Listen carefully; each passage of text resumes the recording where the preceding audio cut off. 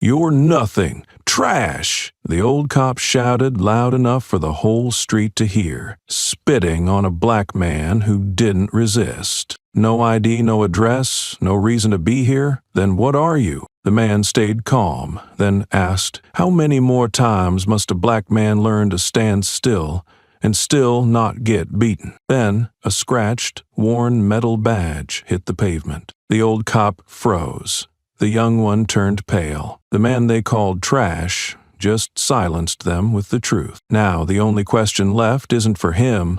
It's for all of us. Who did they just mess with? What state are you in? Does respect still depend on skin color where you live? Noon in South Bend burned like fire. The temperature was over 36 degrees, with no clouds in sight and not a single gust of wind. The pavement was thick with rising heat, reflecting the harsh sunlight from the glass facades of luxury fashion stores along Franklin Avenue. Sleek, expensive cars glided by in silence. Those inside cooled by air conditioning, those outside sweating as if just emerging from a steam room. Amid the pristine whites of summer dresses, the charcoal gray suits and polished Italian leather shoes, a dark figure appeared. Not loud, not dramatic. He simply crossed the pedestrian line, left hand buried deep in the pocket of a torn coat, right arm clutching an old yellowed book. The dark brown coat may have once been a designer piece years ago, now faded by the sun, the shoulders drooping from stretched fabric and seams unraveling. The collar was stained with patches of grime. His eyes were black, deep and calm, as if he was completely unaware of where he was walking into, or more precisely, fully aware and still choosing to walk on. A group of shoppers standing in front of the Chanel display paused mid-conversation. A middle-aged woman wearing oversized sunglasses tugged her daughter's arm and stepped back. A barista from a nearby cafe stretched his neck to get a better look. No one said a word, just glances sharp as blades slicing through the air. The man walked straight to the entrance of a French-style cafe and stopped to read the menu posted outside. He didn't speak, didn't order, just stood there. His arm still held the book tightly. One beat, then two, and then the first voice rose not from a passerby, nor a waiter. It was from a police officer. A young officer stood across the street, his blue uniform still crisp, cap slightly askew, gun holstered neatly at his waist, his face clean-shaven, lightly dotted with sweat. His eyes carried something, part alertness, part something else, like he had been waiting for this moment since the start of his shift. He watched the man through the windshield of the patrol car. The way he stood, the still gaze, the worn-out shoes, the old book, it all condensed into two words: not normal. No one stood like that on Franklin. No one dressed like that. No one looked like that alone at noon in front of storefronts belonging to brands most people in South Bend only saw on billboards. The young officer leaned back in his seat and picked up the radio. His voice was calm but firm. "This is 7ep. I'm observing an unidentified black male exhibiting suspicious behavior, currently standing in front of Café Lacombe." 1 second of silence. Then a steady voice came through the other end of the line, sounding as if it had heard this kind of report 100 times before. "Copy that, 7E. Proceed to engage. Do you need backup?" "Yes. Send me a patrol unit to pass by. This one doesn't look like a casual visitor." The young officer ended the call and stepped out of the vehicle. The sun hit squarely on the back of his uniform. Across the street, the black man was still standing, eyes fixed on the menu board. He held the book as if every line on its pages meant more than all the eyes now piercing into him. A few minutes later, the crisp sound of leather shoes striking pavement echoed. People nearby didn't need to look to know a senior officer was approaching. His dark uniform was sharply pressed without a single wrinkle, and his nameplate read, D. Ruker, Dwight Ruker, veteran of the South Bend Police Department. The kind of man whose single glance could make street criminals back off without a word. He didn't need to run, just walked slow. Upright, eyes sharp as razors. And now, those eyes were locked on the black man standing in front of Café Lacombe. Rooker stopped 3 steps away. No questions, no greeting, no introduction. He just stood, hands on hips, head tilted slightly, eyes scanning the man from head to toe like he was appraising a defective item mistakenly placed in a luxury storefront. His gaze lingered on the book. "That thing got words in it?" Rooker's voice was low and slow, drawing out each word as if speaking to a mentally deficient child. The man didn't answer. He simply shifted his eyes from the menu to Rooker's face. A calm stare, not defiant, not submissive. Rooker wasn't used to that. He curled a smirk. "What the hell are you doing here?" "Reading the menu," the man replied, tone flat like a lecturer. "You think I'm stupid?" "I don't think that.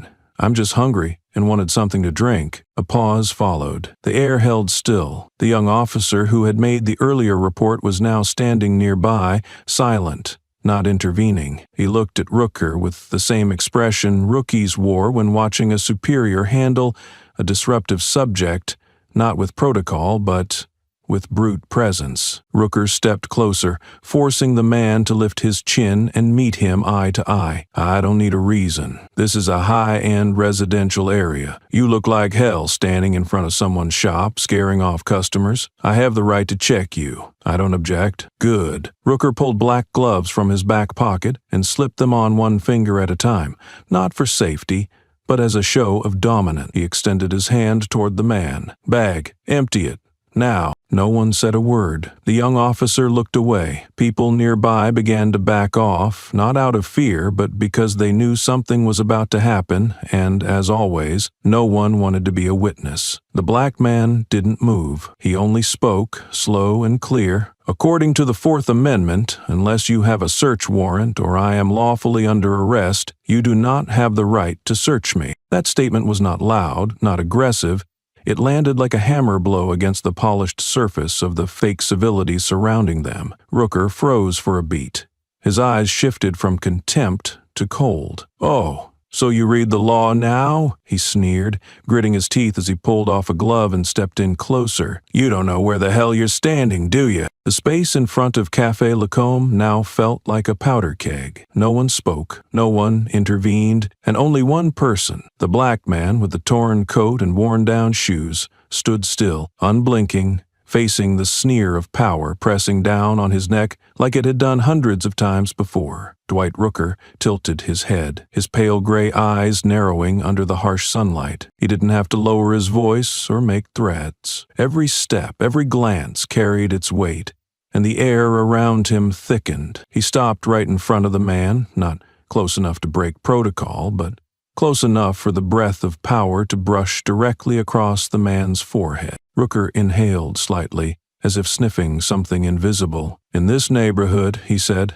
"people wear cologne, but you reek of a hanging sentence from 1962. He paused, then tilted his head and curled a grin. "Mississippi, a beggar like you standing this close to a fancy little French cafe." Not a sound, only the hum of an air conditioner from a nearby store, exhaling like a faint breath. Rooker's words were not just heavy, they were ancient, venomous, and soaked in history. He didn't say the words "skin color," but the whole street understood who they were meant for. A young white woman sitting at the cafe next door stood up, clutching her purse. A man in a tailored suit inside Louis Vuitton glanced over, then turned away as if he had just seen trash float into a fountain. The black man remained still, eyes steady, no defiance, no submission, just the presence of someone who knew exactly what was coming and accepted it as part of existing. Rooker stepped a half-step closer and pulled a glove from his back pocket. The motion was slow, almost deliberate, not for hygiene, not for safety. It was a ritual of dominance. His hand rose, pointing directly at the man's coat pocket. "Bag. Open it. Now." A pause. The man didn't move. Sunlight slanted through the glass, falling across the faded shoulder of his coat. Rooker could see the sweat beading at his collar. But no, that wasn't fear. That was the heat of being forced into a place that refused to make space for him. The man tilted his head slightly, his eyes unchanged. He replied in a steady voice, "I'm just looking for a drink." Just one sentence. But in that moment, the words were the first crack, in the mirror of a society pretending everything was fine, polished with laws and reputation. He didn't argue. He simply stated something so basic, and it became offensive enough to be seen as defiant by those who had built their power on defining others. Rooker let out a soft laugh, the kind that didn't belong, like hearing a joke at a funeral. You think this is where drifters stop for water? Around here, they don't sell drinks to people who aren't in the system. The man didn't answer right away. He looked around at the glass vases on the cafe tables, the cream-colored umbrellas, the eyes hurriedly turning away out of fear of involvement. Then he responded, "I'm not begging. I'm just thirsty." A hot gust of wind rushed down the street, not enough to cool anything, but enough to carry the scent of mint and tobacco from Dwight Rooker's collar, a smell that lingered not because of smoke, but because of memory. Memories of a time when standing in the wrong place, wearing the wrong shade, or holding the wrong book was enough to get someone condemned.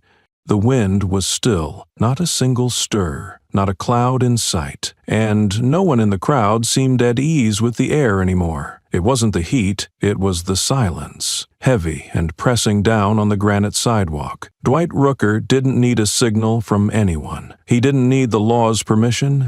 He yanked the man's wrist like he was grabbing hold of something out of place, then spun him around and slammed him straight into the glass wall of Café Lecon. The impact echoed, deep and violent, as if someone had punched the chest of the entire street. A woman pouring water inside the cafe dropped her glass pitcher to the floor. A baby in a stroller let out a sharp wail, and a man who had just exited the nearby bank froze mid-step on the sidewalk. "Hands up! Both hands on the wall! Don't move!" Rooker's voice rang out like a siren. But what silenced the bystanders wasn't the volume, it was the tone, the sound of unchecked authority. The man tried to lift his left arm, but Rooker's grip on his shoulder was so tight it curled inward. A low groan slipped from his throat, so quiet that only those standing close could hear it, yet loud enough to make the young officer step back. He had never seen someone in pain without crying out, never seen someone being crushed under power and still holding their gaze straight. "Not resisting?" Rooker asked, both mocking and irritated. "If I fight, it's called violence. If I stay still, it's called submission." "Either way, I get hit," the man replied softly. No yelling, no defiance. The words sounded like they had been chewed over in his mind 1,000 times, now finally spoken, precisely when needed. It wasn't a resignation, it was a kind of steadiness that forced even Rooker to hesitate for half a second. From across the street, a teenage boy, about 16 years old, stood frozen. In his hand was a phone recording video. On the screen was the image of an older police officer restraining a black man in broad daylight on a busy city street, without offering any kind of explanation. "What are they doing?" the boy whispered, not sure if he was asking a passerby or the very phone capturing the truth. A middle-aged woman beside him gently tugged at his sleeve, as if about to say something, then changed her mind. A cafe server paused mid-step, both hands holding a tray, uncertain whether to step out or turn back inside. No one intervened. But every glance, every backward step, every frantic phone tap painted a scene that would soon be played over and over on social media, in headlines, on the 7 o'clock news. And at the center of that frame stood a black man, shirt torn, hands scraped and bleeding, sweat beading on his forehead, utterly still, as if all too familiar with being the target of violence for just one reason. He was present in the wrong place at precisely the right moment for them to need an excuse. The boy's eyes remained fixed on the screen. The frame was trembling slightly. His hand was shaking, not from fear, but from disbelief that what he was filming was real. A man is pinned to a wall. His arms were wrenched back, his head tilted, cheek pressed hard against the glass, sweat trailing down from his temple. Not for fighting, not for stealing, not for running, just for standing in the wrong spot. "What are they doing?" he whispered again, this time aloud, a question blurted without thought. And yet that question, brief, bewildered, without judgment, ripped straight through the fake silence that had settled over the street. A middle-aged man in a dress shirt just leaving the bank turned his head to look. A barista inside the cafe accidentally dropped a metal spoon into a glass, the clink ringing sharp and cold. A young woman standing beneath an awning pulled her mask down for the first time, revealing a stunned expression. "What's going on? Did he steal something? Why are they arresting him?" The questions began to spread like ink bleeding into water. People slowed their steps, not exactly to help, but to see. No one knew exactly what was happening. The scene was too familiar. Police and a black man, one in handcuffs, one giving orders. But what stopped them from walking on was the expression on the face of the man being held. It was far too calm to belong to a criminal, and far too alone to be a threat. The teenage boy switched his video to a live stream. His fingers moved fast, naturally, like every kid of this generation. The screen displayed the text, "Police are arresting a black man right in the middle of the street." No clear reason. The camera panned slightly, capturing the older officer, Dwight Rooker, gripping the man's wrist with one hand while using the other to dig through his coat pocket like rummaging through trash. Behind him, the young officer remained silent, head down, hand clenched around his belt, but doing nothing. A woman stepped out from a nearby bookstore. She wore a checkered dress, her hair tied neatly, holding a paper bag filled with books. She walked closer, her gaze not fearful but tightly restrained with anger. "What did he do wrong?" she asked. The question came out sharp as a razor blade, not loud, not shouting, just simple, clear, and impossible to ignore. Rooker turned. He didn't respond right away. He just looked her over from head to toe, eyes labeling her with an invisible sticker. "Troublemaker. Step back. Police business," he said. "I can see that. What I don't see is a reason," she replied. "It's none of your business. I'm a citizen. That makes it my business." The exchange made a few people freeze mid-step. Someone began recording from a different angle. An elderly woman standing behind the teenager nodded. A delivery man stepped off his bike and stood at the curb. He didn't leave. And suddenly, this place, just minutes ago a quiet cafe with upscale customers, became the epicenter of something rising. Rooker understood. He saw the signs. He noticed the wavering look in the young officer's eyes. He saw the phones pointed at him. And because of that, he grew more rigid, more dangerous, more reckless. "I don't need an audience. If you're not involved, back off." He turned back to the man and yanked his collar again, as if to reassert his dominance. Not resisting, but not cooperating either. That always means trouble. But this time, the voice didn't come from the man. It came from the crowd. "He didn't do anything. Let him go. We're recording this." From 3 people, it became 5. From 5 to 7. Then 10. Then dozens. They didn't shove. They didn't swarm. They surrounded him with their eyes, with their questions, with a presence that couldn't be erased. And the man, still standing silent at the center of it all, became the still point in a gathering storm. Every action spun around him, but he didn't need to speak, because for the first time, someone else was speaking for him. Dwight Rooker didn't look at the crowd. He didn't look at the recording of the phone call. He didn't look at anyone except the man restrained in front of him. To him, every stare, every question, every wave of protest was just background noise, peripheral sounds that could never penetrate the safety zone he had built after more than 30 years in uniform without ever being held accountable. And as if to prove that, he kept searching. "Let's see," Rooker muttered, reaching deep into the inner pocket of the torn coat. "Maybe there's something fun in here." His hand passed through layers of worn fabric, touching scattered items.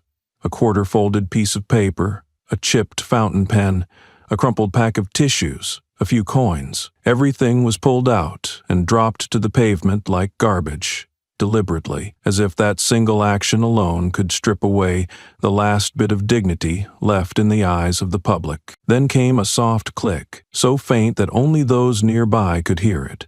Metal against metal. An object had slipped from the inner pocket and rolled onto the stone pavement. It didn't shine, nothing ornate, just a metal card, its edges scratched, thicker than a credit card, dulled to a silvery gray. At first, no one reacted. Rooker didn't even bend down. He glanced at it and scoffed. "Another prop? This one looks more official." He stepped halfway on the card's edge with his heel and flicked it away from the man's foot. "Let me guess. Retired government employee badge? Or a souvenir from some local political fair?" Then he turned back to digging through the pockets, completely unaware that those around him were beginning to pay far more attention to that single object than to anything else on the ground. The teenage boy, still live streaming, slowly tilted the camera downward. The frame trembled slightly, catching the moment the card rested at an angle in the sun, just enough for one line of text to come into view. A woman in the crowd whispered, "Wait, what is that?" The young officer standing nearby looked down instinctively. His eyes tightened instantly, as if the object on the ground wasn't just metal, but a flashing red warning. In what had seemed like a secure zone, he crouched slowly, picked up the card, and turned it toward the light. And he saw 3 lines, etched deep but clear: United States Supreme Court, assassinate justice, active clearance, Federal Code 11. The young officer's throat caught. His hands visibly shook, and despite trying, he couldn't hide the ripple of shock crossing his face. He looked up at the man, the same man who just minutes ago had been labeled trash, deemed out of place, now staring back at him with a terrifying calm. Rooker was still searching the other pocket, still unaware, still immersed in the familiar performance of a man who dominated, until the young officer spoke. "Captain," his voice rasped, "you need to see this card." Suddenly, the entire space fell silent, as if someone had cut the audio feed of Franklin Avenue. No car horns, no footsteps, not even the wind. Everything stopped. Rooker turned. His eyes landed on the card, and in that split second, a flicker of disarray flashed through his pale gray irises. Just one flicker, but it was enough for those watching to see clearly. He recognized it, and he knew he no longer controlled this story. The card was still there. The midday sunlight sliced across the stone pavement, casting a faint halo onto the scratched silver surface. The wind didn't bother to blow. The silence hanging over the crowd wasn't out of respect. It was the kind of stunned stillness that steals the breath from every throat. The man remained silent. He offered no confirmation, nor did he need to speak. The badge itself, the one Rooker had kicked away like trash, was now doing the job he didn't have to, declaring who he was. The young officer stood frozen, face drained of color. The badge he had just picked up slipped from his hands again, not from carelessness, but because he no longer knew how to hold it. He didn't know how to handle it or the man it belonged to. And Rooker, after several long seconds of stunned silence, finally spoke. "Oh," he snorted, taking a slow step toward the card. "Black folks know how to fake badges now." The words rang out over the crowd. Unapologetic. Unfiltered. It wasn't a slip, it was a revelation, the bare truth of a man so used to judging others without ever being questioned. He raised the tip of his shoe and kicked the card again, this time harder, as if trying to prove that something treated like garbage couldn't possibly be real if it didn't react. The card slid a short distance and came to a stop at the feet of a woman in the crowd. She bent down, picked it up, her hands trembling slightly. Her eyes scanned the engraving, then lifted toward the man still pressed against the glass wall, as though she were staring at history wrapped inside a single, unexpected moment. "Oh my God," she whispered. "It's real." A murmur spread through the crowd. Someone whispered, "Didn't he show up in the news like 10 years ago? Wasn't he a federal lawyer or something?" "No way." Rooker spun around and pointed straight at the crowd. "Everyone, back up. This is a secure scene. Whoever picked up that badge, turn it in to the police." Then, turning to the man, his voice clenched through gritted teeth, "You're good. Carrying props? I bet you've got a Purple Heart in your other pocket, don't you?" The man didn't answer, but his eyes no longer belonged to someone being pinned down. They were the eyes of someone who had simply waited for the one in power to reveal himself fully, and now stood still, watching as everything unraveled. And it was about to break, not because he was resisting, but because the system itself was slipping on a truth it had never dared to look at. The young officer stood still like a statue. His hand remained on his duty belt, not to draw his weapon but to keep it from trembling. Sweat began to form on his brow, not just from the scorching South Bend noon, but from the internal heat rising beyond his control. He looked at Dwight Rooker, his superior, the man who had trained him during his first 6 months on the force, the man praised for being disciplined, decisive, always professional, now standing before a crowd, spitting out racial slurs as if they were routine, kicking a Supreme Court badge as if it were trash. Something inside him began to shift. Not quickly, not dramatically. Just a slow stir of questions that had long been buried, now rising from the depths of his mind. What if the man is real? What if this is wrong? If I stay silent, who does that make me? But then, like so many times before in his early days on the job, he chose to stay still, not out of agreement, but because he had been taught, or had taught himself, not to be the first to break the line, because if he spoke now, he wouldn't just be defying Rooker. He'd be defying everything that had shaped him in this uniform. Across from him, the black man still didn't react. He stood with his head slightly turned, his left shoulder bruised, his cheek pressed against the glass. But it was that silence that made the young officer even more uneasy, because it wasn't the silence of fear. It was the silence of someone long used to being misunderstood, and who had decided he didn't need to be vindicated by words. A woman in the crowd spoke up. "You were the first to search him. You saw what he had, and you still didn't do anything?" The young officer turned, but couldn't meet her gaze. He only replied, voice low, I'm not sure. Maybe it's a mistake." Half the sentence betrayed the other half. The woman's eyes narrowed, as if she had just heard a gym teacher justify why he didn't stop a student from being attacked. Rooker growled, throwing another line into the air. "Don't get swayed, Davis. You've seen how many of these are fakes. That badge proves nothing. Davis." The young officer's name was Davis, and for the first time, hearing his name called didn't feel like a command. It felt like a warning, that if he stepped even half an inch out of line, he would no longer be part of the us. He swallowed hard, eyes on the man, on the badge, on the crowd, and then he turned away. Not brave enough yet, not strong enough to break the silence. But a crack had formed, even if only within him. The whole street seemed to slow down. Those watching the live stream stopped typing comments.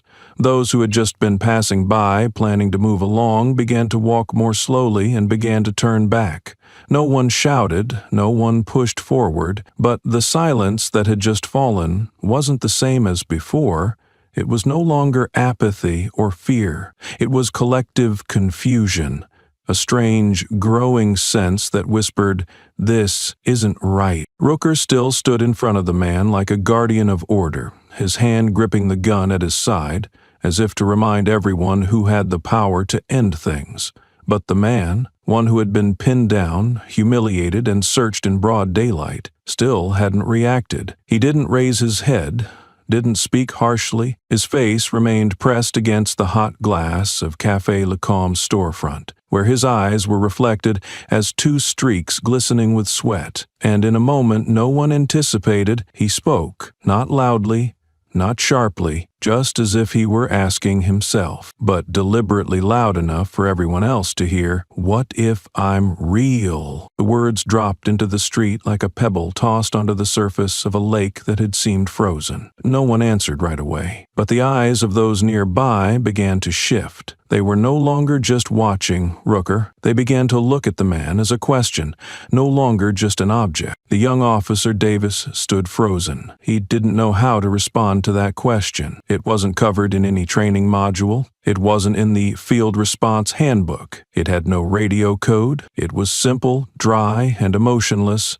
but it forced the listener to confront themselves. Rooker let out a dismissive laugh, forcing out a breath of denial. Just a hypothetical, he said through clenched teeth. Anyone can throw out a hypothetical, but it was clear. His expression had changed. The certainty was gone. His voice, no longer steady, had tightened under the weight of a doubt he didn't want to admit. A young man in the crowd whispered, "What if he's not lying?" An elderly woman nodded slowly. "No one stands like that if they're pretending." The man finally turned his face. It wasn't a full movement.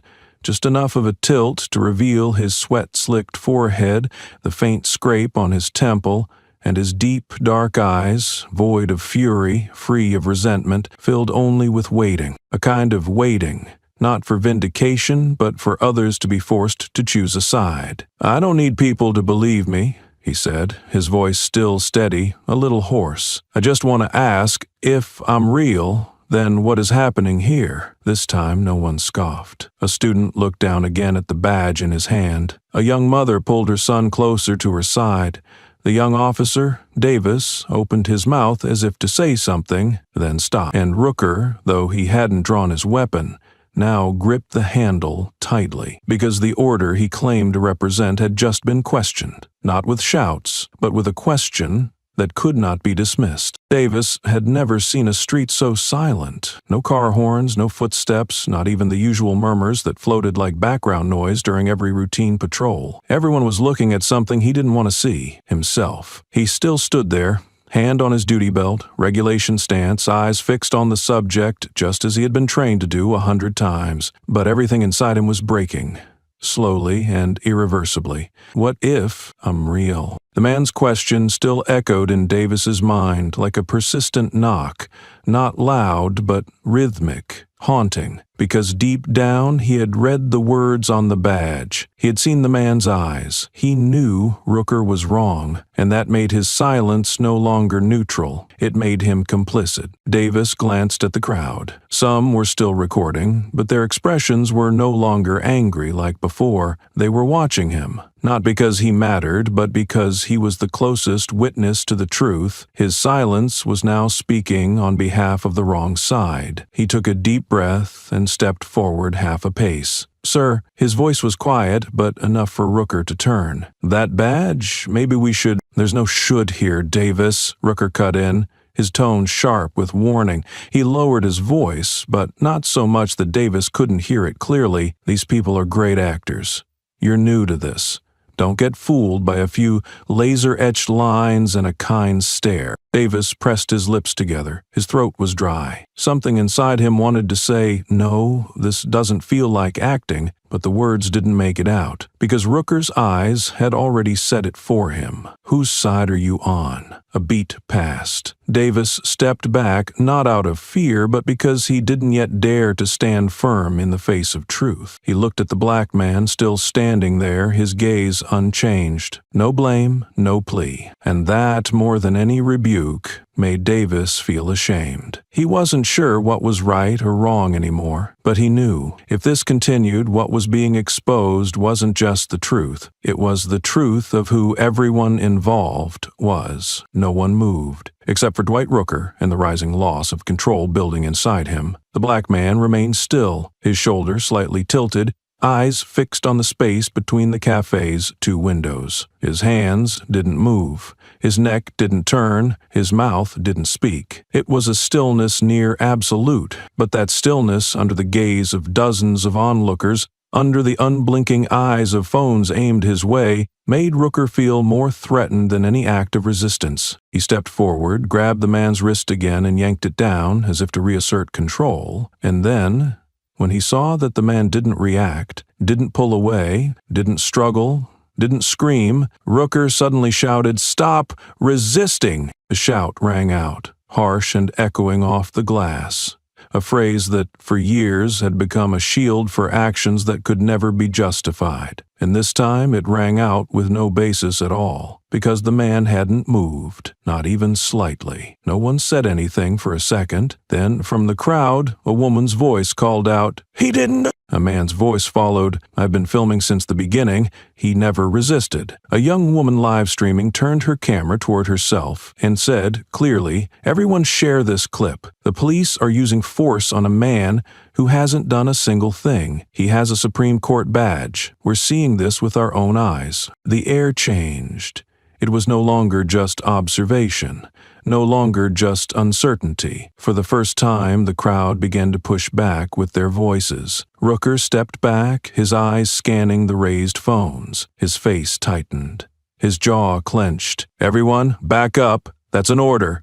We're not breaking any laws. You're violating civil rights. Don't let this get buried." Davis, the young officer, looked around. His face had gone pale. In just a few short minutes, the entire situation had flipped. From a routine check, it had turned into a social flashpoint, with every pair of eyes demanding answers from him and Rooker. A silver-haired woman stepped forward, pointing directly at the older officer. "I've lived in this neighborhood for 30 years.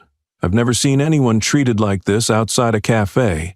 The problem isn't where he's standing. It's that his skin color doesn't match this place, does it?" Her words landed like a slap, not loud, not offensive, but right at the center of everything everyone had been trying not to name. Rooker's fists clenched. He was used to controlling a scene, but this time, what he couldn't control wasn't the man in front of him, it was the people watching. And the man, still standing there, his face turned toward the crowd, his eyes calm, as if from the very beginning he had known this situation required nothing from him. It would reveal itself. No one stepped forward, but no one stepped back anymore, either. The crowd was no longer just accidental spectators. They had become reluctant witnesses, forced to see, not just with their eyes, but with their sense of morality. And within that act of being forced to look, something was slipping out of Dwight Rooker's grasp. The old officer still tried to tighten his hold on the scene with commands. "Disperse immediately! This is interference with law enforcement!" But no one dispersed. The girl, live streaming, kept her camera fixed.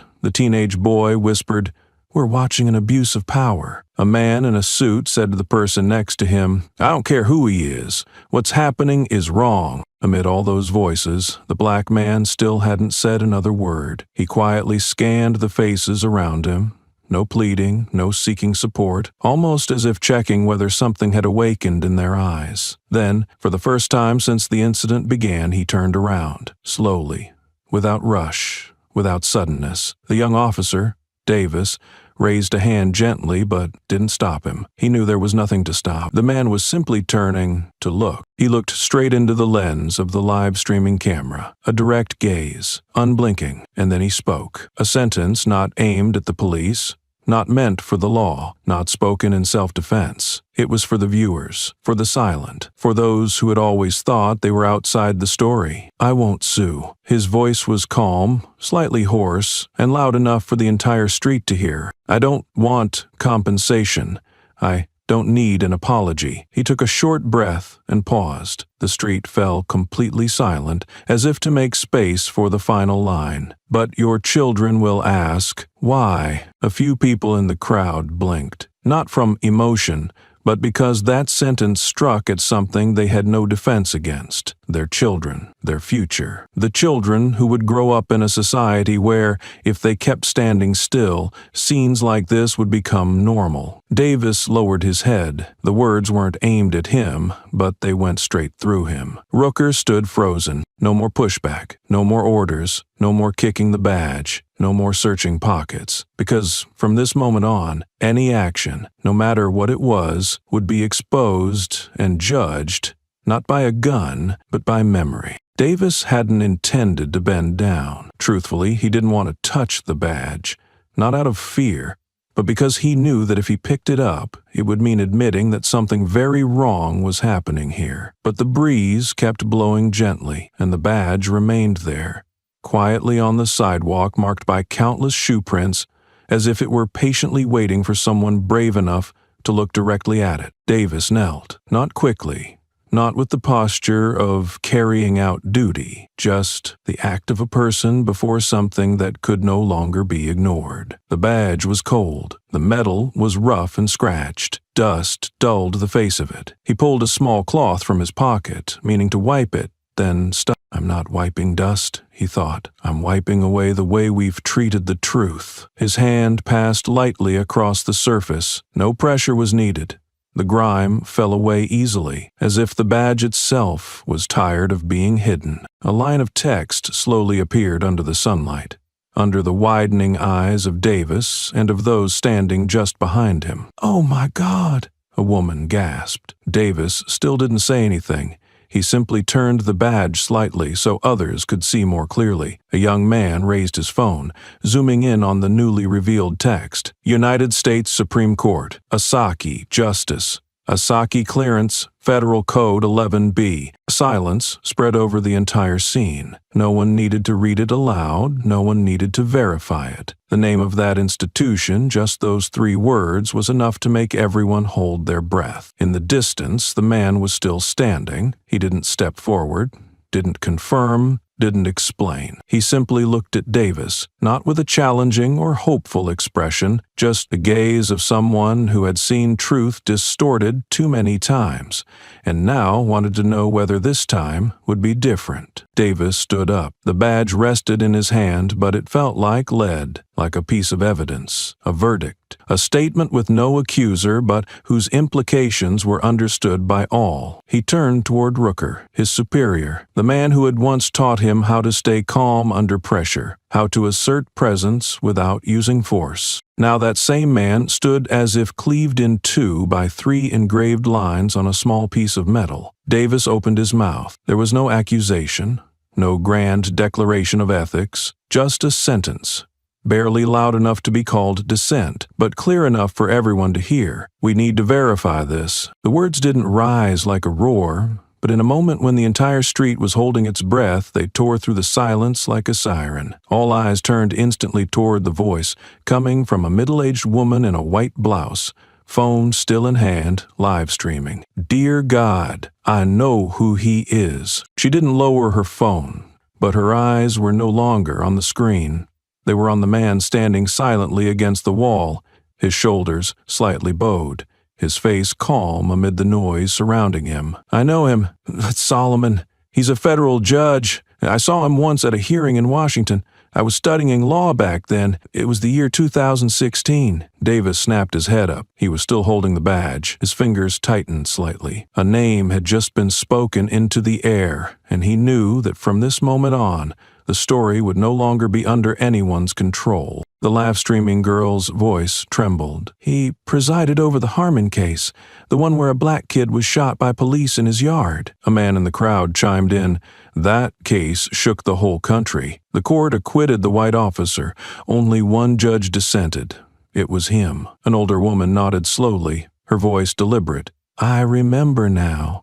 They used to call him the thorn in the justice system. After that case, he disappeared. No one mentioned his name in the press again. One by one, the memories returned. Each sentence reassembled a collective memory everyone thought they had forgotten, or had been forced to forget. But now, standing before the man who had been searched in the street for looking suspicious, they were putting the pieces back together. And it all pointed to a single question. If he once stood at the highest bench of justice, then why is he here today?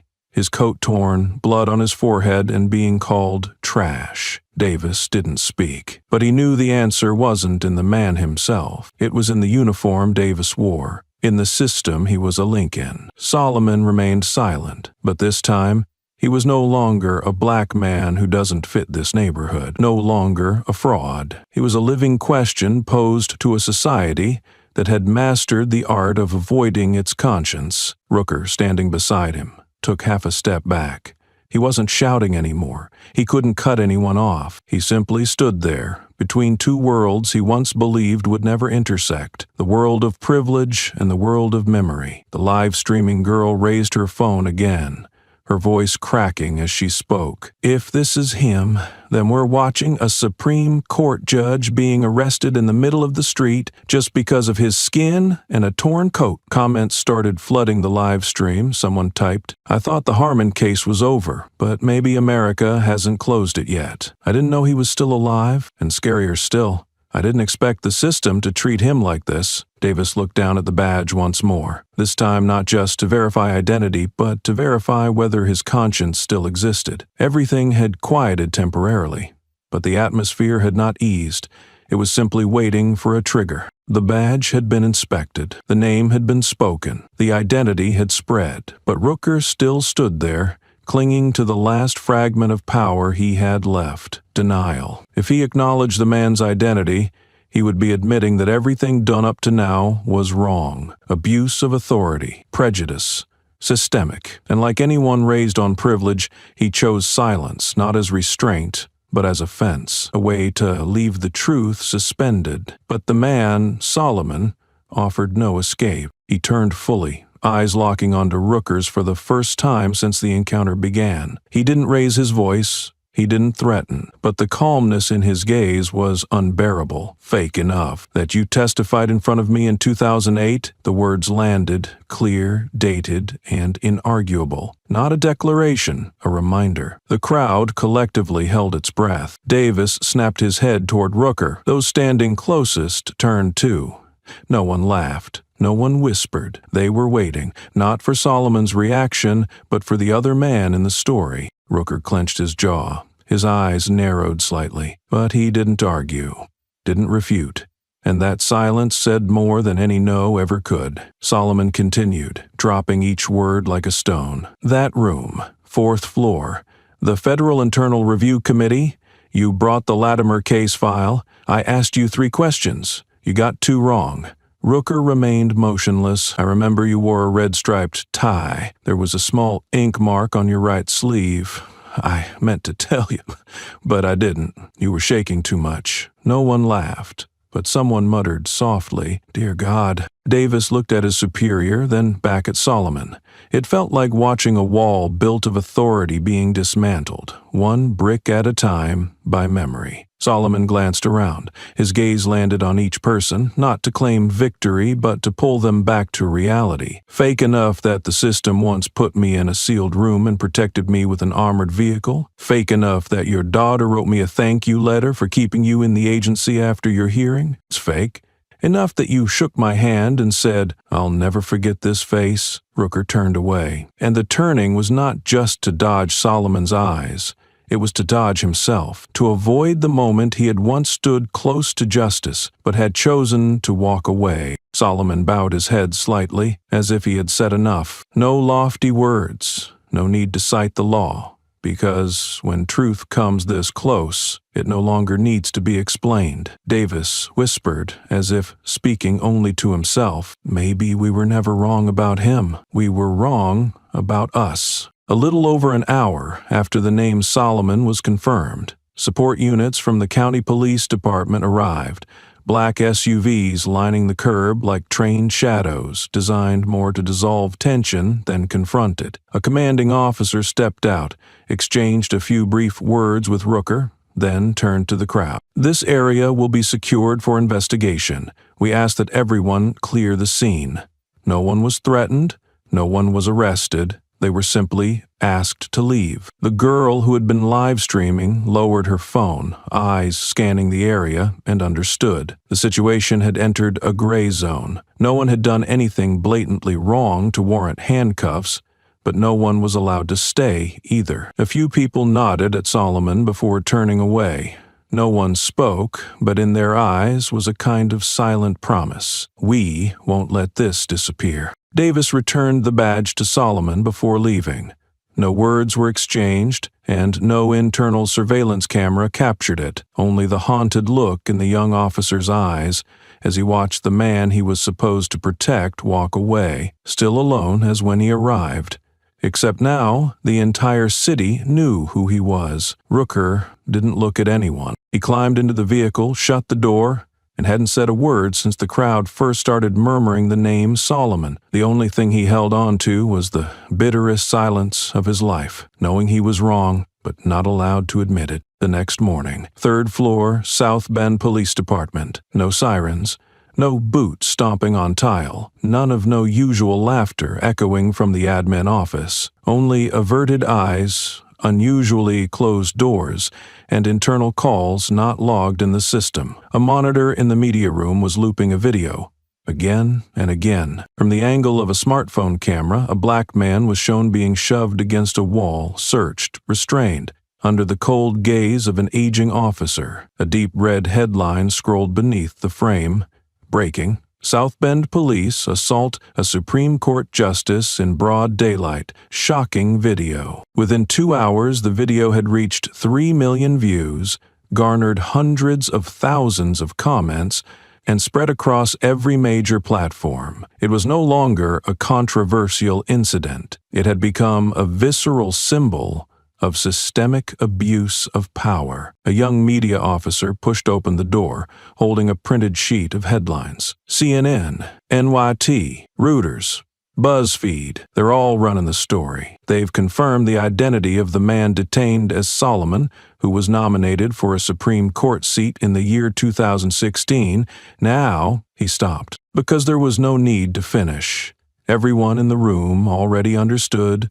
The fallout was beyond containment. The department's head of internal affairs, a graying man with a tie loosened as if choking, stood staring at the bulletin board now plastered with media interview requests. He spoke softly. No one says anything. Total silence until the Department of the Interior issues a statement. But silence now was a form of admission, and outside the station's concrete walls, that silence was being peeled apart by the press. The parking lot in front of the precinct, usually occupied by a few local reporters, was now jammed with signal trucks, cables draped over railings, and microphones aimed at the second-floor windows. A journalist from Global Dispatch pointed a mic at the camera. "We're standing outside South Bend Police Headquarters, where 2 officers, one identified as Dwight Rooker, have been accused of using force against a former federal judge. The incident is causing a national uproar." A female anchor spoke directly into her lens. "Not everyone knows the name Solomon, but if he was once qualified for the Supreme Court, then the way he was treated tells us more than any official statement ever could." Inside the station, Davis sat alone in the break room,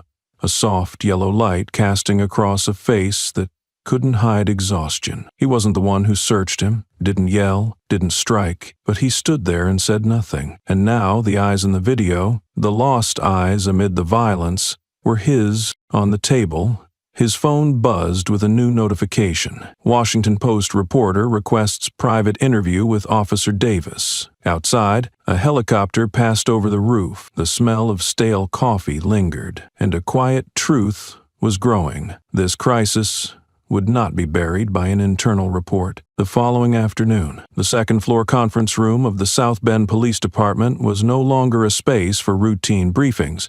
It had become a crisis control center. The air was thick, cups of cold coffee, eyes meeting but not holding contact for more than 3 seconds. Davis was called in at 12:43 p.m. The decision was read by the head of Internal Affairs. He didn't look Davis in the eye when he said the first line. Effective immediately, in response to investigation orders from the Department of the Interior and public concern, Officer Davis is placed on administrative leave pending internal review. His voice was flat, not sharp, not gentle. It sounded like someone announcing elevator maintenance. Davis didn't object, didn't ask, he simply nodded, and in the downward glance he gave while signing the suspension paper, there was no resistance, only something that had broken quietly, without making a sound. As he left the room, a younger officer whispered to the person beside him, "What about Rooker?" The other shrugged, but in this context, that shrug carried the weight of a verdict. Some people are never touched. Rooker remained in his private office, door closed, blinds drawn. No one mentioned his name in any official decision. No one dared speak the issue aloud, but his name hovered in every hallway whisper. A veteran officer passing Davis in the corridor muttered under his breath, "You're the sacrificial lamb. They needed someone to throw out the window for the public, and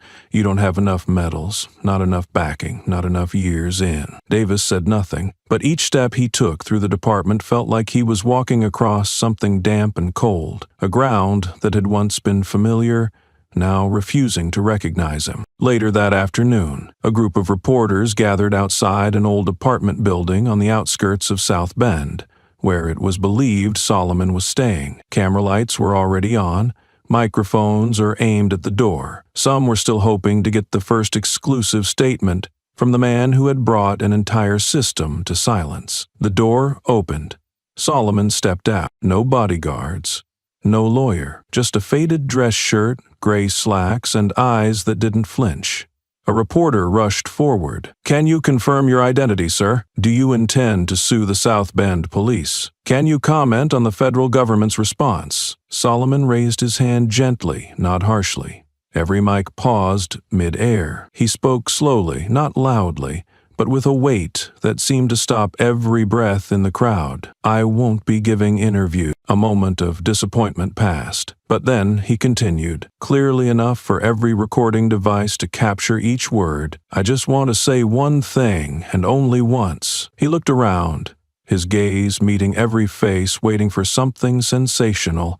But he didn't cause a scandal. He gave them a glimpse of reality. "This is not the first time I've been suspected because of my skin, and if you think it'll be the last, you haven't lived long enough in mine." No one spoke. Some lowered their cameras. Others stood frozen, because they knew that sentence, with no tears, no stage, was the hardest blow he could deliver to a society that once declared it had moved beyond prejudice. Solomon turned and walked back inside. He didn't look back. The door closed softly, like a period, but the world outside trembled with the question left behind. How is it that a man once protected by the highest laws now has to protect himself in the street just because of his skin? The boy's name was Malik Terrence, 15 years old, arrested in his backyard while holding a soda can and a crumpled comic book. No weapon, no criminal record, no warning. The only thing he carried was his skin color and the misfortune of being present in the wrong place in a neighborhood of the right color. That year was 2011. The incident barely made a noise. A few vague lines in the newspapers, a handful of organizations called for an investigation but lacked the power. Police said they suspected Malik was disposing of evidence from a nearby burglary. The boy wasn't alive to dispute it. The person assigned to the case was a federal prosecutor with a spotless record, Solomon. He took over the case in the first week of October. The police submitted a short report, lacking photographic evidence, but pressure from the district board and a few names in the system led to Malik's file being expedited. With the conclusion, the officer acted appropriately based on perceived imminent danger. Solomon objected, at first with internal emails, later with a 7-page memo attached to the end of the investigative file, something very few prosecutors dared to do. In it, he wrote, "No weapon, no aggression, no threats. We cannot let a vague feeling of danger become the basis for taking a child's life." That memo was never read publicly. It was removed from the official record just days later. The case ended with a shameful decision. No charges filed. The officer was transferred. Malik's family received an out-of-court settlement, with a clause forbidding them from mentioning their son's name in the press for 5 years. And Solomon? He disappeared from the system. Just 4 months later. No formal dismissal, no letter of resignation, just a brief statement from the department. Prosecutor Solomon has stepped down due to personal reasons and a new career direction. Many believed he left voluntarily, but inside the system, everyone knew he had been revoked access to Level 2 federal case files, then temporarily removed from civil case handling, and finally not invited for reappointment to the next term. A method of termination that never used the word termination. Later, a former colleague recalled, Solomon didn't lose to anyone in the Malik case, but he lost because he dared to write down a truth the system didn't want to keep. And from that day forward, Solomon never appeared in a courtroom again. No one knew where he went. Only one colleague received a book in the mail with no letter inside, just a handwritten line in the margin. "I never believed justice was invisible, but I've learned that sometimes it is something not permitted to take shape." 13 years passed. The name of the boy Malik sank to the bottom of the internet, and the man who once challenged the ruling in his case was now standing in the street. pressed against a glass wall because he looked like someone without a home. No one fired Solomon. No one dared. No one needed to. The system didn't have to act. It only had to wait for him to slip out of it on his own. After the Malik case, everything began to blur, like a once clear painting slowly covered in fog. First, his schedule was suddenly changed. Important meetings no longer included him. Sensitive cases, Solomon's specialty, were reassigned to others, usually younger prosecutors with less experience. Easier to guide. People began referring to him with vague but cutting phrases. He's too emotional for a federal role. He might be a liability on racially charged cases. We need stability, not controversy. Solomon still came to the office every day. He didn't argue, he didn't rage, but day by day he was pushed further from the core, like a satellite disconnected from the system's orbit. Then, one day, he received an email from his superior, a man he once believed to be an ally. "We propose you step back from frontline casework to focus on internal legal review and advisory responsibilities. Translation: sit at a desk, read law, don't touch justice." Solomon declined. 2 weeks later, his access to Level 2 criminal case files was accidentally revoked due to a system synchronization error. Another week passed, and his personnel file was tagged Special Review, which disqualified him from consideration for any higher appointments. A lawyer friend told him plainly, "They don't want you gone. They want you here with no voice. That's how you slowly kill someone like you." Solomon understood, and it was at that moment that he began to disappear. No formal resignation, no media announcement. He didn't leave America, he simply faded from sight, living quietly, moving through small towns, taking odd jobs to get by, holding on to a name everyone thought had rotted away with a buried case. But there was one thing he never left behind: the metal badge. It was a gift from a mentor, the late federal judge Elwood Grant, who once said during their final meeting, "If the day comes when you're no longer addressed by title, let this badge remind you that some appointments require no ceremony, only dignity." At first, Solomon kept it as a memento, but over time he realized the badge wasn't just something he once had, it was something the system had tried to make him forget. And then, years later, after Judge Grant passed away, something no one expected happened. A clause in the will was made public, reaffirming that the badge held symbolic federal legal recognition, valid if the bearer had once held high judicial office, and if called upon again by the system when needed. Solomon didn't carry the badge to return. He carried it not out of hope, but because it was the only thing left that proved he had once been inside the system and had once dared to step beyond it. Until that day on a South Bend street, the badge fell from his pocket and landed squarely on the conscience of a nation trying to forget what it once cast away. The badge was forged from cold steel, thin and rigid, its back smooth as if untouched by time. No one outside the system truly knew where it came from. Officer Rooker had kicked it like a cheap toy. Some in the crowd thought it was a fake, printed from the black market. But those who had spent enough time inside America's legal structure, especially at the federal level, recognized a small mark on the front, the hand-engraved seal of the D.C. Circuit Court of Appeal. No forger could replicate that carving, because it wasn't found on any civilian-issued government badge. Only those given honorary internal appointments by a sitting Supreme Court justice could receive one. That badge was the final legacy of Judge Elwood Grant, the man once regarded as the quiet conscience of the system, left for Solomon. Nearly 10 years earlier, when he learned he wouldn't live much longer due to leukemia, Grant called Solomon to his home on a gray, rainy afternoon. The setting was simple: a wooden box, a cup of cold tea, and a brief message. Don't use it to go back. Keep it to remind yourself you once stood for what's right, even if no one stood with you. When Grant passed away, a clause in his will surprised many in the profession. It reactivated the honorary validity of any personal appointments he had granted,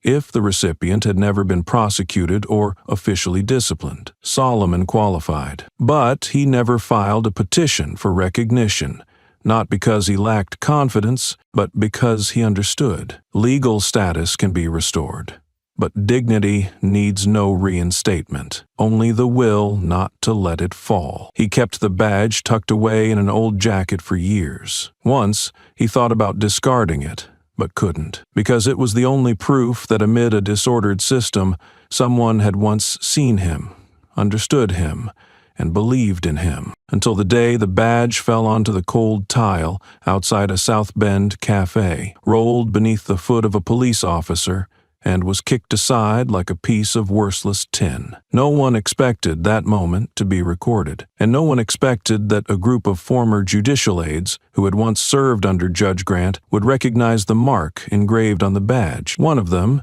now a senior attorney at the Department of Justice, wrote directly to the Attorney General, "If the badge in the video is real and if that man is Solomon, then we are facing a national-level scandal." That same night, the Office of Supreme Legal Affairs verified the badge's serial number and its extended validity under the terms of Grant's will.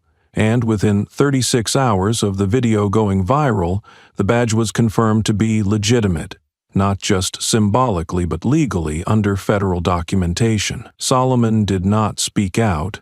He made no declaration of, "My honor is restored." He did not appear in the press. He did not demand his position back.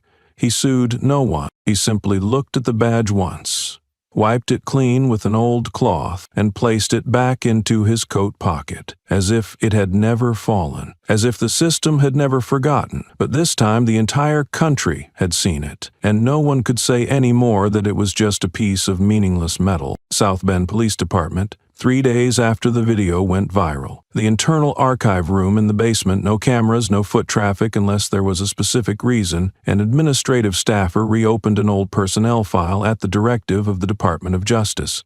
And there, under the section labeled Specialized Training, the name Dwight Rooker appeared beside a lone entry, Anti-Racial Bias Training, Fall Session Year 2009. Instructor, Federal Prosecutor, Solomon. In 2009, the Cognitive Standard Reformation Program for Law Enforcement was piloted in districts with high rates of civil complaints. Each training class included 12 officers, either recent graduates or those with past incidents involving racial bias. In South Bend, the instructor selected was Federal Prosecutor Solomon, at the time gaining attention for a series of articles on criminal accountability in police shooting cases. Among the trainees was one particularly quiet officer, never disruptive, but never spoke during open forum discussions. His name was Dwight Rooker. Solomon remembered him vividly. In the 4th session, Solomon had posed a hypothetical scenario. If a black man stands in a luxury shopping district,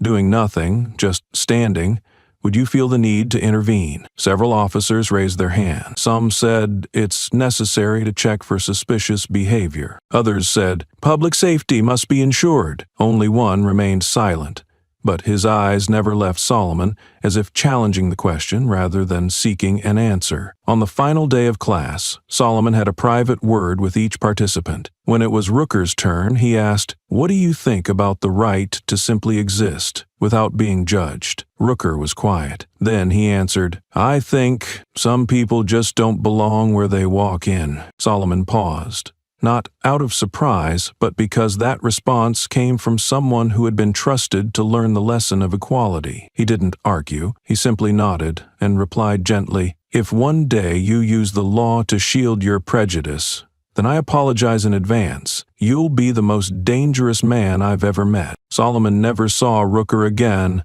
until the day he was shoved against a wall, searched, humiliated by the very man who had once sat through his lectures on human dignity. Some say irony is the highest form of fate, but in this case it was no longer irony, it was systemic betrayal, not because Rooker had forgotten the lesson, but because he remembered it clearly and chose to trample it. 3 days after the South Bend incident broke, while news channels still circled the question, "Was the badge real?" another unexpected event sent the public into stunned silence. A video clip less than 3 minutes long, grainy, shaky, and poorly lit, began circulating on major social platforms.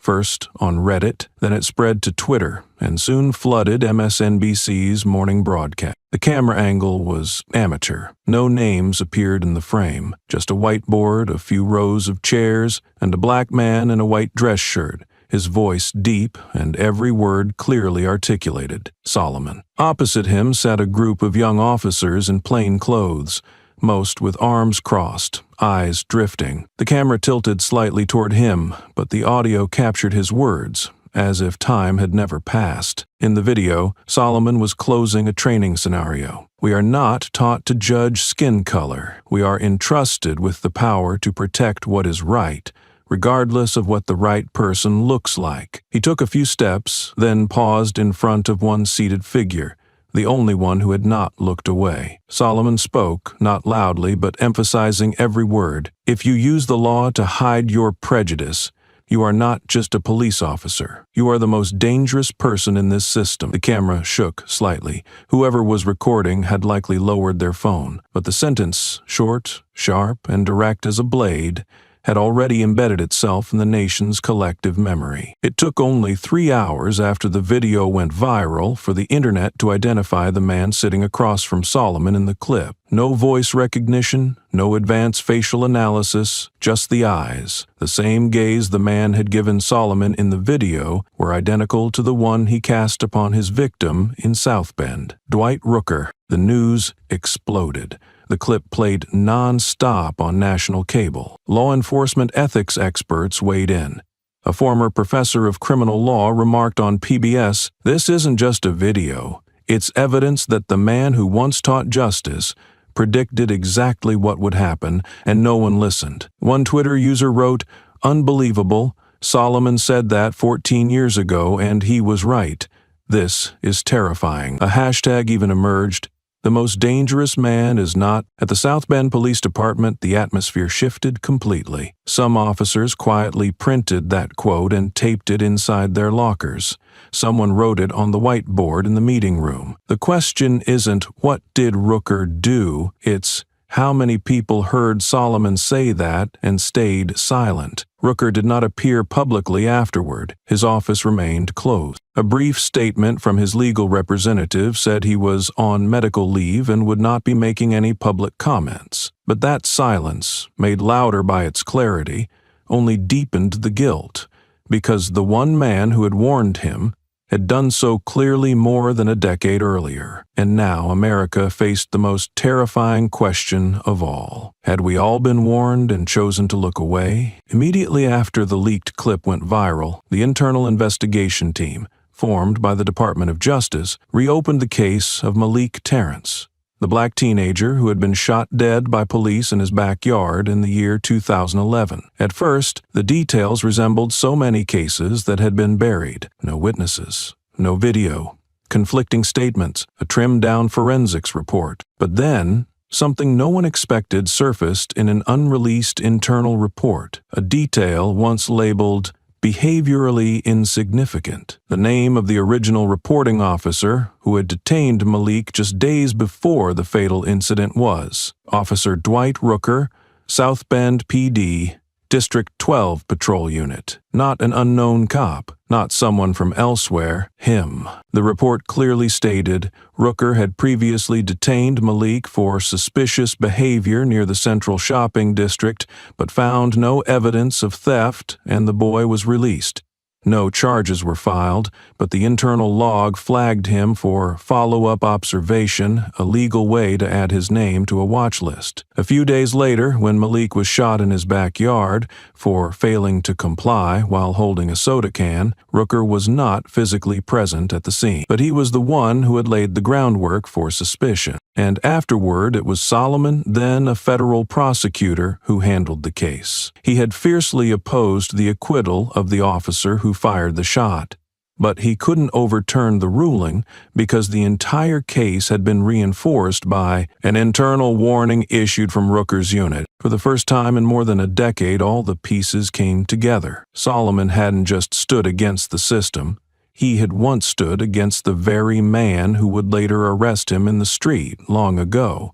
But back then, they didn't know each other's names. Just a prosecutor who wouldn't bow and an officer who believed some neighborhoods don't need black boys hanging around. When the press uncovered the truth, the day's most prominent headline read, "The officer who arrested Judge Solomon was also behind the case that took everything from him." Social media put it shorter, colder, and more directly. He didn't just kick the badge, he once crushed a life. Monday morning, South Bend State Justice Office, 5th floor. No announcement, no media, no legal entourage. Just one man in a gray dress shirt carrying an old leather briefcase, walking across the main lobby, straight to the filing desk like any other citizen. The desk officer asked out of habit, "How can I assist you, sir?" Solomon placed the briefcase down and unlocked it.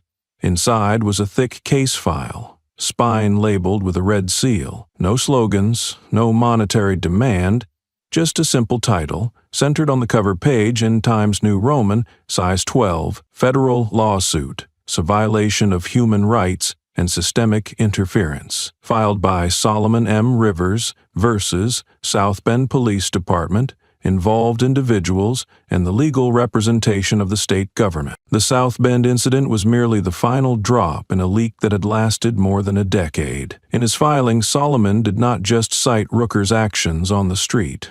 He attached the file on Malik Terrence from the year 2011. He cross-referenced how records were processed, how internal warnings had been used as legal foundations, and how prior officer identities were concealed from public records, all supported by original documents, certified copies, and annotations from industry insiders. Notably, Appendix C in the filing triggered immediate escalation to senior staff. A comparative chart between South Bend's internal alert system and unprosecuted police shooting cases from the year 2008 to the year 2020. The correlation rate, nearly 83%. In the Internal Review Office, one staffer reading through the file exclaimed, "If what he says is true, this isn't just one case. This is an entire mechanism built to evade accountability." Hours later, social media spread the news. Solomon files official lawsuit, not for himself, for those who no longer live to sign their names. The post, accompanied by a photo of the case cover, spread fast. People shared it not out of legal curiosity, but because in everyone's memory lived at least one name, one victim who was swept away while no one acted. One standout comment under the breaking headline read, "For the first time, someone is using the law to sue the people who once taught him how to bend it in their favor." When asked why he didn't wait for an official invitation or request reinstatement, Solomon simply said, "I don't need the system to validate that I was right. I need them to admit they were wrong." A prominent human rights attorney publicly posted, "This filing isn't against one man. It is an indictment of a system that chose silence, turned away, protected its own, and called it social order." No one knew how long the lawsuit would last. No one knew if the court would accept it or dismiss it. But from the moment that file hit the desk, one thing became irreversible. Solomon had stepped back into the heart of the system, not to plead for justice, but to confront it. When Solomon's lawsuit was officially accepted, the South Bend State Justice Office convened an emergency meeting. No press, no live stream, just familiar faces, most of whom had once played key roles in handling the Malik Terrence case over 10 years ago, and among them the most prominent name, Raymond F. Holtz, former chief of South Bend Police, who had retired in the year 2017 and was now serving as an advisor for a major private security firm. During the meeting, the federal investigative team presented a proposal that left the entire room frozen. "We request the reopening of the Malik Terrence case as a criminal file intentionally falsified. We also recommend criminal review for Raymond Holtz and the 3 federal judges who authorized the non-prosecution ruling that year." The room turned ice cold. A council member responded almost immediately. "That case is closed. The statute of limitations has passed." Chief Holtz was an administrative figure, not a direct commander. The lead investigator replied calmly without raising his voice. "Incorrect. He was the official who approved the internal alert that flagged Malik as a potential threat. And the three judges ruled for acquittal based on an incomplete case file, one that had already been altered before reaching the bench. That same evening, the information leaked. A special bulletin on national networks reported the Malik Tarrant case may be reopened. Multiple high-level figures now face potential criminal inquiry. A new wave of public outcry erupted, but this time it didn't center on a cop using force. It focused on the entire judicial apparatus that had cooperated through silence. Many wrote online, "We used to call it the Malik shooting. Maybe we should start calling it the system that killed Malik." A law professor speaking on the radio stated, "We always say there are few bad apples, but no one ever asks who planted the tree, who watered it." Solomon's lawsuit is the first time we're being forced to answer that question. At a closed-door press conference, when asked whether he was targeting those who had once ranked above him in the system, Solomon simply said, "I'm not suing them because they were above me. I'm demanding prosecution because there was once a child beneath them who never got the chance to stand up." 1 week after the lawsuit was filed, the federal investigative team was granted access to the secure archive of the South Bend Southern District Federal Court, where all original case files involving law enforcement were stored, including the Malik Tarrant case from the year 2011. They began by comparing 3 sets of files, one that had been released to the public that year, one stored internally at the South Bend Police Department, and one preserved by Solomon, the raw version before it had been standardized for format. What they uncovered was not just inconsistency, it was deliberate falsification. Page 6, Section 3.4, Unseen Psychological Report, in the public version. The officer perceived a threat based on the victim's prior repeated behavior. In the original, that sentence was absent. It had been added by an internal administrative editor, who had since transferred to the Civil Division and refused to answer all inquiries. Appendix E, Scene Photos. The internal police copy was missing all images from a neighbor's security camera, images that clearly showed Malik holding nothing when ordered to stop. In the original folder, the photos remained, but they were labeled too unclear for processing, despite having the same resolution as images previously used to prosecute other black defendants in similar cases. The most damning piece, a handwritten note tucked into the file copy Solomon had retained, adjust behavioral phrasing to align with perceived threat response tone. No signature, no stamp, but the handwriting matched that of the federal court's chief clerk from the year 2011, now serving as an honorary judge. The first press conference by the investigative team was held as soon as this evidence was confirmed. A female investigator, her tone steady and chilling, spoke into the mic. "This is no longer speculation. At least 4 reports were manually altered. The sole purpose was to steer the investigative conclusion toward non-prosecution." A journalist asked, "Who gave the order?" The lead investigator replied, "We are tracing the approval chain, but one thing is clear. This wasn't human error. This was the product of a mechanism trained to operate in the dark." The media erupted in a third wave, not centered on Solomon, but on those who knew and said nothing. Online, a young attorney wrote, "When a report is falsified, the victim dies twice, once on the ground, once on paper." Solomon did not appear at the press conference. When a reporter later asked for his thoughts on the deleted evidence, he simply said, "They didn't delete evidence. They deleted a child. They deleted the truth. And then they rewrote it in legal language as if the law were a curtain to hide the absence of conscience." Her name was Bethany Clerk, a part-time nurse from a neighboring state, a single mother who had once proudly claimed she was not involved in racial issues. In her view, that was something that happened on television or in large cities far removed from the peaceful neighborhood where her son played baseball every afternoon. Until that morning, Bethany sat on her kitchen chair, hands trembling as she held her phone and read the headline on the news. "Case files falsified.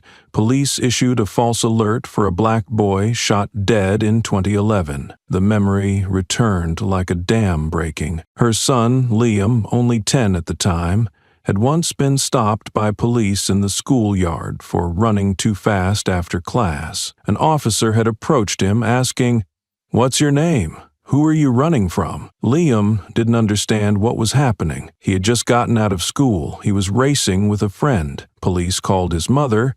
Bethany arrived and saw her son sitting quietly with a pale face and a red mark on his wrist from a loosely clamped cuff. Later, the school said it was a misunderstanding. Police said it was standard procedure, and Bethany, unconsciously, tried to forget it. But that morning, when she saw the image of Malik, read the line "shot while unarmed," and especially read Solomon's quote, "They didn't delete evidence, they deleted a child," she broke down. Bethany's live stream began with a blurry angle and her voice catching, "I know some people will say I shouldn't speak up because I'm not black, but today I'm a mother, and I once saw my child treated like a suspect just because he had a tan after summer vacation." She didn't sob loudly, she didn't scream, but the cracked, raw, and torn voice brought hundreds of thousands of viewers to a pause. They shared it and left comments. "Thank you for not waiting until it was too late to realize. My kid went through the same, and I stayed silent. Today, I am a mother too." The video was clipped, circulated widely across platforms. No campaign, no hashtag. Just one person who once thought she was on the sidelines, suddenly realizing no one is ever truly on the sidelines. The next morning, at the same time, across different states, phones buzzed not because of new headlines, but because old confessions were being spoken out loud for the first time. An Asian American man in Seattle posted a short clip.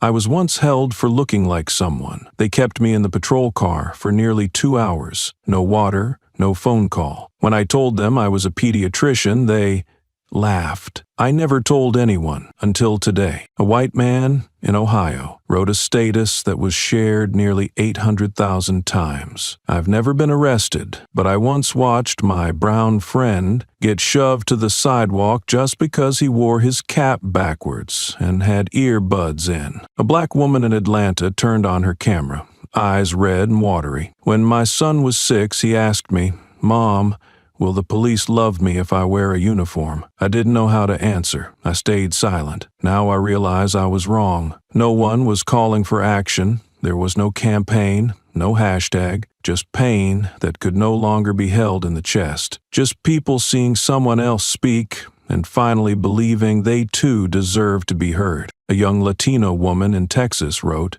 "They say if you've done nothing wrong, you have nothing to fear. But people can be afraid just because someone else looks at them like they were wrong the moment they walked into the room." An older white man, over 70, commented under the post, "I used to be a cop. I saw something like what happened to Malik and I turned away. I'm sorry now, even if I don't know if it's too late." In just 48 hours, more than 2 million shares and nearly 50,000 personal stories poured in. Not repeated, not rallying, but sharing one thing in common. Someone had stolen their right to be presumed innocent. When reporters asked Solomon if he had watched those videos, he nodded. "I watched them all, and I think maybe we haven't won against the system, but at least now we've stopped being silent." On Friday afternoon, the Northeast Regional Office of the federal government held a private meeting at the request of several senators and Justice Department representatives. In a large wooden room, only 4 people sat. One of them was Solomon. On the table lay a draft for a special appointment, a proposal with no precedent. "We'd like you to consider running for regional judicial oversight or accepting a special appointment. You are a symbol. Someone who understands this system from both sides, and we need a voice like yours inside it." Solomon didn't answer immediately. He simply looked out the window where autumn leaves were beginning to fall onto the rooftop across the street, each one weightless, but falling at exactly the right time. Weeks earlier, this offer would have been unthinkable. A man once ousted from the profession, labeled destabilizing, was now being invited back to a position higher than any he had ever held. not because the system had changed, but they needed a symbol to soothe public outrage, a way to say, "We let him return, so we mean well." What they didn't expect was his response. Solomon folded the draft, set it down, and said, almost to himself, "I was in it before, and I know this system doesn't need me to save itself. It just needs me to make it look a little cleaner." A pause settled over the room. Then he continued, "I don't want to walk back in, only to be forced into silence a second time." That answer was later leaked, and rather than disappointment, it sparked a wave of deep respect. A journalist wrote, "When someone who's lost everything is asked to return and refuses, it's not because they're bitter, it's because they understand the price of truth doesn't fit inside the suit of power." On a social media post, a law student commented, "We don't need Solomon to take the seat. We need him to keep standing, unmoved, uncompromised, like he's done from the beginning." Solomon did not run for office, did not accept reappointment, did not ask for anything. He simply walked out of that building that day, leaving the sealed draft sitting on the table, like a rejection too honest to be written down. 3 days after Solomon declined the reappointment offer, the city of South Bend fell into a strange quiet. There were no more protests, no press conferences. Reporters no longer placed microphones in front of his house. Everything seemed as if it had come to a close. But Solomon knew better than anyone. When the system falls silent, it's when it begins to calculate. He slowed down in those days. No interviews, no television appearances. He simply read the Malik case file and a thick stack of documents from other victims, people who had never been given a chance to step into the light. Among them, he circled one name in red pen, Harold Quinn. Harold was not someone special. He had worked at the archives office for nearly 30 years, and he knew how to survive among stamps, file codes, and verbal orders that were never meant to be written down. He had seen many records tidied up before being passed up the chain, but the Malik case was the only time he felt like he was helping to bury a child, and he never forgot that. After seeing Solomon's name return to the news, Harold quietly accessed the old backup system, where 3 original files remained, ones he had once thought he'd never need to open again.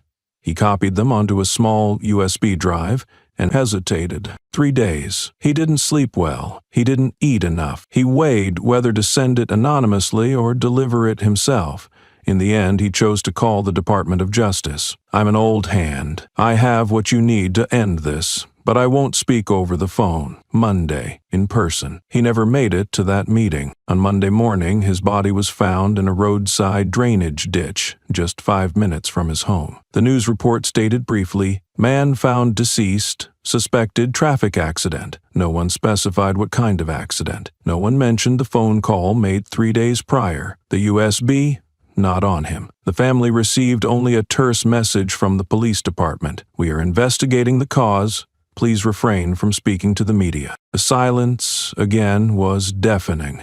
Not a stillness of peace, but of deliberate omission, and Solomon, reading the report from his kitchen table, did not blink. Because when a man like Harold disappears, it is not just a loss, it is a warning, sent through official channels, wrapped in civility and delivered with all the plausible deniability that only a well-oiled system can maintain. Solomon found out that morning. At the exact moment someone handed him a news headline that read, "One new, one lost. Who will be the next to stay silent?" He said nothing, just placed his hand on the file marked Harold, then whispered, "They've started." The silence following his refusal to return to office turned out not to be the end. It was the pause before the first shot. Immediately after Harold Quinn's death, the Federal Investigation Unit decided to widen their review to the internal data of the South Bend Police Department. Their initial goal was simple: to audit the access history and modifications to the case files of Malik Terrence and related incidents stored in the confidential archive system on the 3rd floor in the digital archives room. A young technician named Marcus sat quietly at his monitor. He had been tasked with extracting all data from August to December of the year 2011, the period during which Malik's case took place. The system displayed a status message, restoring backup files. He clicked the command. The screen went dark for 5 seconds. Then a red message appeared. System error. Temporary data unavailable. Marcus frowned. He tried again. Another error appeared, but this time a new alert popped up. Internal Archive Zone 24-hour recording system.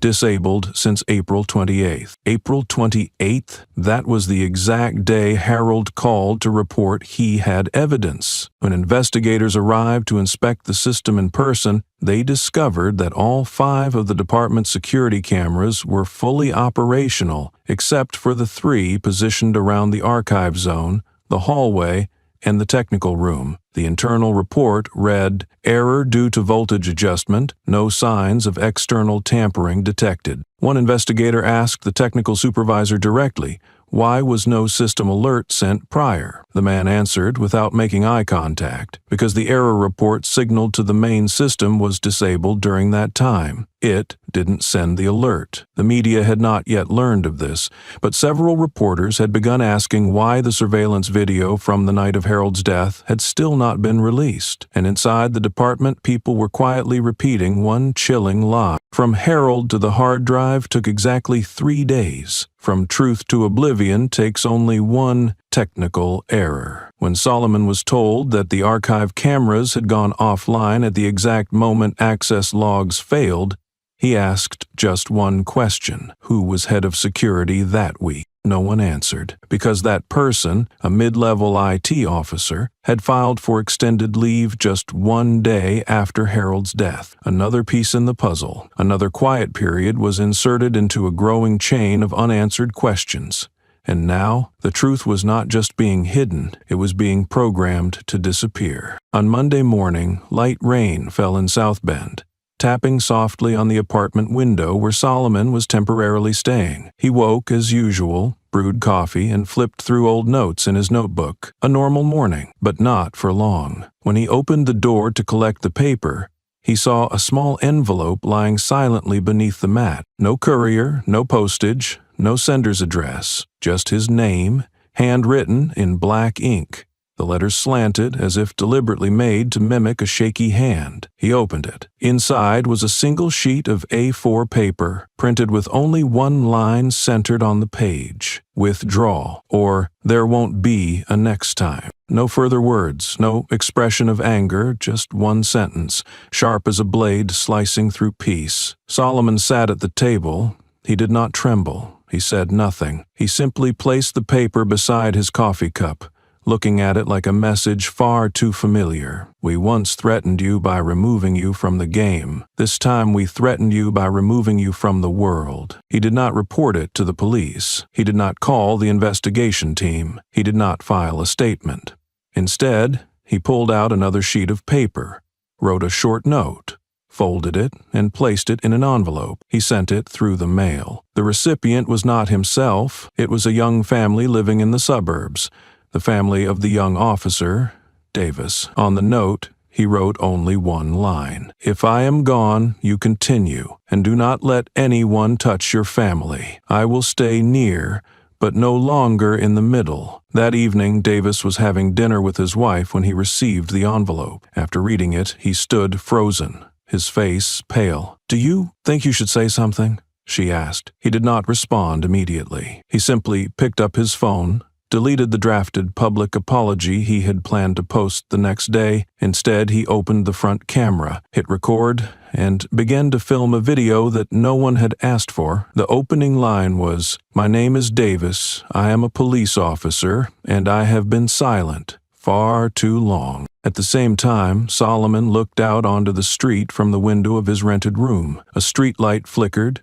casting light onto the rain-slicked sidewalk. His shadow stretched long across the opposite wall, but it did not tremble. They had threatened that there would be no next time, but he knew that if he stepped back, there would be no first time for others. And so the letter had arrived, but it did not drive him away. It only pushed him one step further toward the darkness that was now beginning to spill outward. That night, South Bend was still soaked in rain, as if the city were trying to wash away the quiet dread that had clung to it for weeks. No sirens, no protests, no loudspeakers, only the sound of falling rain and apartment windows lit later than usual. In a second-floor room, Davis sat in front of a phone propped up by a stack of books, the camera pointed straight at him. On the table was a cup of cold coffee and a badge resting silently in one corner, its metallic shine dulled under the warm yellow light. He took a deep breath and began recording. "My name is Davis. I am a police officer in South Bend." His voice did not tremble, but something caught in his throat. He did not avoid the lens, nor did he look at a script. He simply spoke, as if talking to himself. "I was there when Mr. Solomon was pressed against the glass, when the badge fell, and when those insults were spoken by the man I once considered my superior." A brief pause. Davis looked up, not pleading, not angry, just the look of a man who had come to understand something after too many moments of turning away. "I did not lay a hand, but I stood there, watching and did nothing. That was not an oversight. That was a choice, and that choice was wrong." He picked up the badge, turned the engraved side toward the camera, then set it down. Not thrown, not shoved, but returned gently to where it belonged, in the middle of a reckoning. "I was trained to respond in emergencies, but no one taught me what to do when the one at fault wears the same color badge." Davis bowed his head, not in apology, but as if listening again to the sounds of that day, the murmurs of the crowd, the sharp breaths, the silence he had chosen to keep. "I'm not saying this to cleanse myself. I just don't want a day to come when my child sees that video and asks, 'Where were you in all of this?' and I have nothing to say." He ended the recording. No rewinding, no edits. He did not post it right away. The next morning, the 3-minute video appeared on Davis's account. No caption, no hashtag, just the image of a man choosing the right side later than he should have, but without evasion. One comment was pinned at the top. "An apology does not erase the wound, but it allows us to stop pretending we never made it." Davis did not go to the precinct that day. He went to the office of the Federal Investigation Team. In his hand was a signed report, its content a public testimony against his former commanding officer. When asked if he was certain, he simply said, "I was once silent, and the price I paid was myself. Now I just want to get myself back by standing on the side of truth." The next morning, just as Davis stepped out the door, his phone buzzed non-stop, not from superiors, not from internal affairs, but from people he had never met, ordinary, nameless individuals who had once been victims of moments of silence just like his. The first message was from a mother in Milwaukee. "Thank you. My child was once pulled over for driving the wrong direction in our neighborhood. He was 16 years old. Your video made me cry." The next message came from a former Filipino police officer. "You just did what I never dared to do for 18 years. And I regret that cowardice." Social media erupted. No sides, no arguments, just a single wave. "We need more people like Davis." At the South Bend Police Department, the video left many officers in silence. A few began deleting posts that criticized Solomon. Others taped the professional code of ethics back on the doors of their lockers. No one said it aloud, but everyone understood. Silence was no longer a safe place. It was a trap. When the Federal Investigation Team contacted Davis, asking whether he was willing to testify officially before the federal counsel on the Solomon case, he did not need time to think. "I'll be there. I tell you exactly what happened, including what I failed to do." Rooker's legal team threatened to review Davis's service record and mental stability if he testified. The press even resurfaced distorted images from a past arrest he had made, as if to remind the public, no one is perfect. Davis did not respond. He simply posted one line, "I do not need to be believed, I just need to be heard." In the afternoon, as he left the justice office after a closed-door session, a group of law students stood waiting by the exit. They did not cheer. They did not ask for autographs. They simply bowed slightly and handed him an envelope. Inside was a white card, handwritten, "Thank you for not choosing silence. One person standing is enough for many others to dare to follow." Davis looked at the card, his hand clenched gently, heart at peace. For the first time in his life, he felt like he truly wore the police badge, not because he had it on, but because he lived up to it. They did not say it outright, but a few days after Davis's video, strange messages began appearing in his family's mailbox. No long notes, no need for signatures. That kid will grow up without a father. You think you're a hero? Ask your wife what she thinks when she sees your old photos going around online. At first, Davis intended to ignore them, but when someone threw red paint on their window in the middle of the night, he began to understand. The cost of truth does not fall only on the one who dares to speak, but also on the people they love. He did not report it to the police, because he knew this system no longer protects people like him. 3 days later, his wife received an anonymous phone call. Before the caller could say anything, a man's voice cut in, unfamiliar but steady and low. "If you call this number again, I will trace your line in 8 minutes, and next time, the one standing at your door will be me, not the police." The caller hung up, and from that day on, no one bothered Davis's family again. No one knew who that voice belonged to. Davis only found a small slip of paper in his mailbox the next morning, unsigned. Just a handwritten line, "When you begin to stand, let me stand behind you." Solomon said nothing. He did not appear. But from that moment, it was understood that he was not just protecting a case. He was protecting belief, the kind more fragile than life itself and harder to preserve than any verdict. What lay ahead would be even more brutal. No more apologies,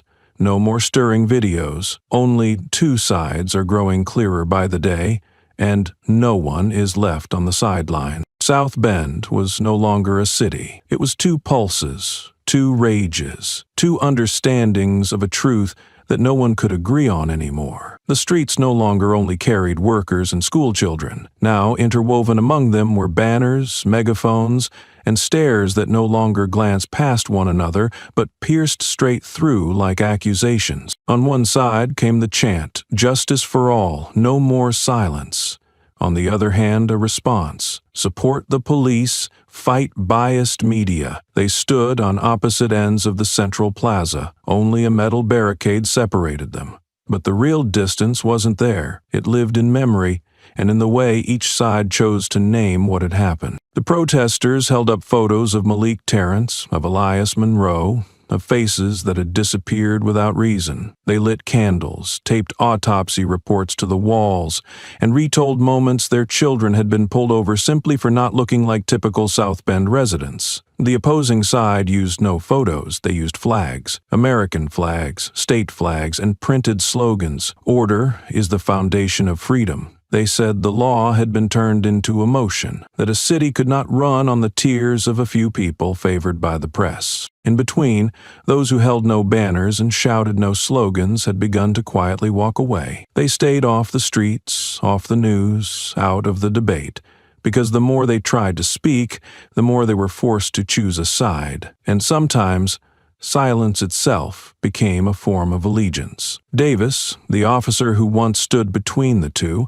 now had to take a different route home. Former colleagues no longer shook his hand. A few citizens gave him flowers, only to pull their hands back quickly when someone noticed. South Bend had split, not out of hatred, but because people had started to fear that if they acknowledged one pain as real, then everything they had believed until now might be wrong. Just as South Bend began splitting into factions on the streets, another battle erupted on social media and television, quieter but no less dangerous. It was the battle of words, images, and a truth trimmed into shape. The evening news no longer opened with eyewitness accounts, but instead with a flat voiceover. The city of South Bend is being divided by unverified claims and heightened emotions. A local news station, once known for neutral reporting, suddenly aired a short clip, footage of Solomon walking through a crowd, with a caption at the bottom of the screen. "Former judge, once investigated for disrupting judicial order, now becomes a symbol of unrest." No one mentioned that the investigation had been dropped for lack of evidence. No one clarified that he had never been officially charged. But just placing the word investigation next to his name was enough to plant seeds of doubt. Nina Alvarez, the journalist who had uncovered the Elias Monroe case file, submitted her piece to 3 different outlets. All of them declined. One editor messaged her privately, "We don't want to be labeled as biased or anti-police. Your article is too sensitive." Social media algorithms began to do the rest. Posts with titles like "Empathy," "Justice," and "Systemic Injustice" slowly dropped off users' timelines. Meanwhile, posts with headlines containing words like manipulation, insurrection, and provocation climbed to the top of trending lists. The South Bend Police Department released a new recruitment video. In it, a young officer gently helps an elderly woman cross the street, then walks past a crowd of protesters without reacting. The final caption on the video read, "We protect even those who don't appreciate us. No names needed, just enough doubt sown." In this war of information, the truth did not disappear. It was simply distorted beyond recognition. Solomon watched the edited footage of himself, then turned off the television. He wasn't angry. He just muttered, "History is never bent by swords. It gets bent by stories retold the wrong way long enough." That night, Salbin saw no protests, no press conferences, no breaking news. But on a small street in the northern part of the city, where every window typically shut tight by 8 p.m., an unusual sound rang out. The shattering of glass. Solomon was reading. He lived in a small apartment on the ground floor with brick walls, no security system. Outside was an old iron fence, a garden of mint and a wooden bench no one ever sat on. The sound wasn't someone dropping something, it came with a dense, stinging smoke, and flames starting to flare beneath the living room window. A Molotov cocktail. No need for a sender's name. No need for a threat. Solomon didn't scream, didn't call anyone. He grabbed the small fire extinguisher tucked under the sink, not because he knew this would happen, but because he understood. Silence can also explode. The fire was put out quickly, but the smell of gasoline lingered.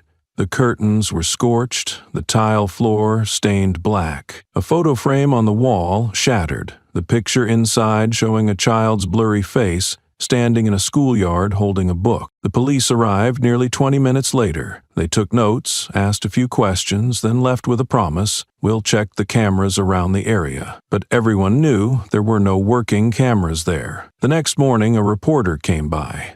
She asked if he planned to move, if he feared for his life. Solomon looked up from the wooden bench, still marked with soot, and calmly said, "If I leave because I'm afraid, then next time, they'll burn down the house of someone who doesn't have a fire extinguisher." He didn't speak with defiance, but with the bitter understanding that people only feel safe when someone else bears the danger for them. The news that day ran only a small line at the bottom of the broadcast. "A vandalism incident is under investigation."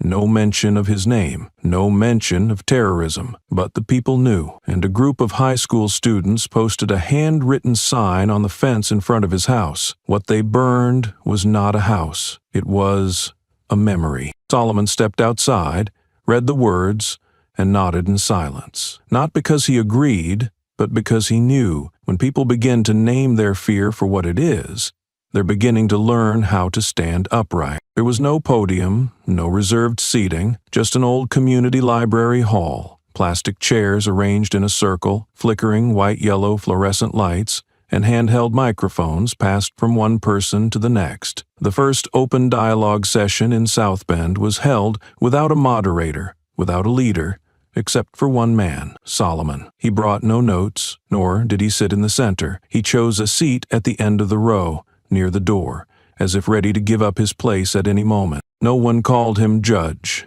No one mentioned titles or that old badge. Here, he was simply the one person who made everyone believe they could speak and be heard. The first to speak was a single mother, her voice shaking. "I didn't come here to complain. I came to say that I taught my son how to avoid the police before I taught him how to cross the street." A high school student took the mic next, saying plainly, "Every time I see the police, I don't think of safety. I think about whether my jacket is too baggy, whether my headphones are too loud." There were angry voices. Some people cried, some left midway. But Solomon didn't interrupt anyone. He only nodded, occasionally asking one short question. If there's one change you want to see, what is it? No one was cut off, no one was told to lower their voice. And strangely, when people weren't forced to calm down, they naturally became kinder. By the end, the microphone made its way back to Solomon, but he didn't give a speech. He only said one thing: "I didn't come here to teach anyone how to speak. I came to listen, because there was a time I was forced into silence. I don't want anyone else to have to live that way." No one expected that from him, but he did it. 1 week after the Molotov cocktail attack, Solomon sent invitations to the entire city council, community representatives, police officers, journalists, and even those who had publicly criticized him. It wasn't a closed-door meeting. It wasn't a press conference. It was an open dialogue where anyone had the right to speak. The small public library hall was quickly cleaned. Chairs were arranged in a circle. No podium, no VIP section, no divide between organizer and guest. On the wall was a single handwritten sign: "You can be angry, but please don't look away." That evening, more than 100 people came. Half were everyday residents. Some were reporters. A few in police uniforms leaned against the wall, sunglasses still on. They didn't agree. They came because they could no longer pretend not to see. Solomon didn't say much. He only began with one sentence: "We might not agree, but at the very least today, we won't be shouting across the street at each other." The third dialogue session was held this time at the public high school. Students were allowed to attend, ask questions, or just sit and listen. No pressure, no grading. Solomon stood in front of the whiteboard, his hands loosely clasped behind his back. That day, there were no painful stories, no accusations, just the atmosphere of young people wanting to understand what was happening and wanting to know what they could do about it. A boy, curly hair, bright eyes, and no older than 13, stood up from the third row. His voice was small, but it rang out clearly. "Do you forgive them?" The classroom fell silent. Solomon didn't answer right away. He walked over to the teacher's desk and sat on the edge of it, like an old teacher returning to a familiar room. "You know," he said, "forgiveness isn't like hitting delete. It's more like folding a wrinkled sheet of paper. The crease is still there, but you choose not to tear it up." The boy kept looking at him, not breaking eye contact. "Some people do wrong out of malice, some out of fear. Some stay silent because they think they're too small. I don't forgive everything, but I no longer carry the anger, because if I carry anger, I have no room left in my heart for anything kind." No one in the class laughed. No one clapped. But one girl quietly wrote in her notebook, "Forgiveness doesn't make you weak, it makes you lighter." The final dialogue before the public hearing was held at the city's cultural center. This time, there were police officers, politicians, journalists, and also people who had once been wrongfully arrested, questioned because of the color of their skin or the address on their ID. A retired officer took the microphone, stood up, and said, "I was trained not to bring emotion into the job, but now I understand.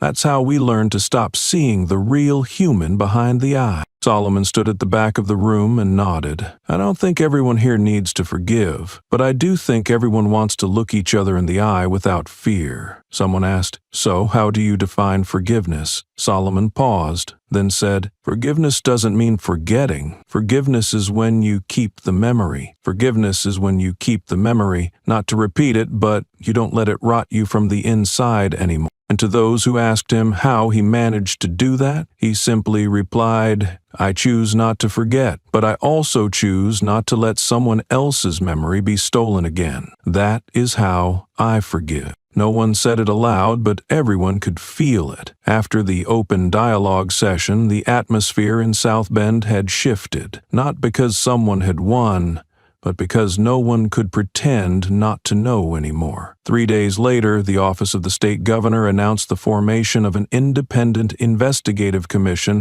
on abuse of power within the South Bend police force. This commission was granted full access to internal records, authority to subpoena witnesses, reopen buried cases, and suspend any officer if signs of complicity or cover-up were found. Duration, 6 months. But everyone understood if these 6 months shook enough ground, no one would dare to wrap it up. Among the initial nominations for oversight chair, the name most frequently mentioned was Solomon Rivers. He received the official invitation that very afternoon. No one knew how long he deliberated, but the reply sent back was just one line. "I am not returning to take control. I stayed to remind." He declined the advisory role, not out of fear, but because he understood. When justice is learning to walk on its own, he should not be the one holding its hand, but the one standing back, letting it discover its light and darkness. That very refusal made people trust him more, because sometimes the greatest power does not lie in the seat taken, but in the reason for walking away from it. Only one day after the commission began its work, the South Bend police chief announced his resignation. No press conference, no farewell speech, just a leaked internal voice memo posted online hours later. "I can no longer lead a unit. I can't look in the mirror over every morning." That sentence carried farther than he expected. It did not absolve him, but at the very least, it showed the system had begun to look at itself. Many were relieved, many were furious, but for the first time in years, South Bend was no longer a place where silence functioned as a defense mechanism. 2 days later, the state court issued an indictment against police officer Dwight Rooker, the man who had stepped on a Supreme Court badge with contempt in his eyes and a voice dripping with prejudice. Black folks faking badges now, huh? The list of charges was not long, but heavy enough to shake the entire department. Falsifying records in the Malik Terrence case, concealing evidence, violating human rights, and systemic racial discrimination. Solomon said nothing about the indictment. He did not appear in interviews, but when asked by a reporter what justice looked like to him, he simply replied, "It is not revenge. It is the moment a system stops protecting itself long enough to admit it was wrong." The arrest warrant was executed that same night. Rooker was handcuffed at his own home, no resistance, no words. He simply lowered his head and walked out the door, like a man who had known the ending for a very long time. A neighbor, once his friend, stood tucked away near the walkway and later recounted hearing him mutter, "Didn't think it'd be him." No one asked who him referred to, but South Bend didn't need the explanation. Solomon, the man who had once been shoved against a wall, doubted and treated as an imposter, the man who once stood in silence as the crowd turned away, a man who did not seek revenge, did not shout, did not demand praise, and yet the man who brought the system to its knees. That night the headlines were unanimous. Solomon prevails. Judge returns. Justice clears a path. South Bend turns a new page. But in a small room at the end of a quiet street, the lights stayed off. No television, no radio, only Solomon. Sitting alone by the window, in his hand was a worn notebook. Beside him lay the silver badge, its edge scratched.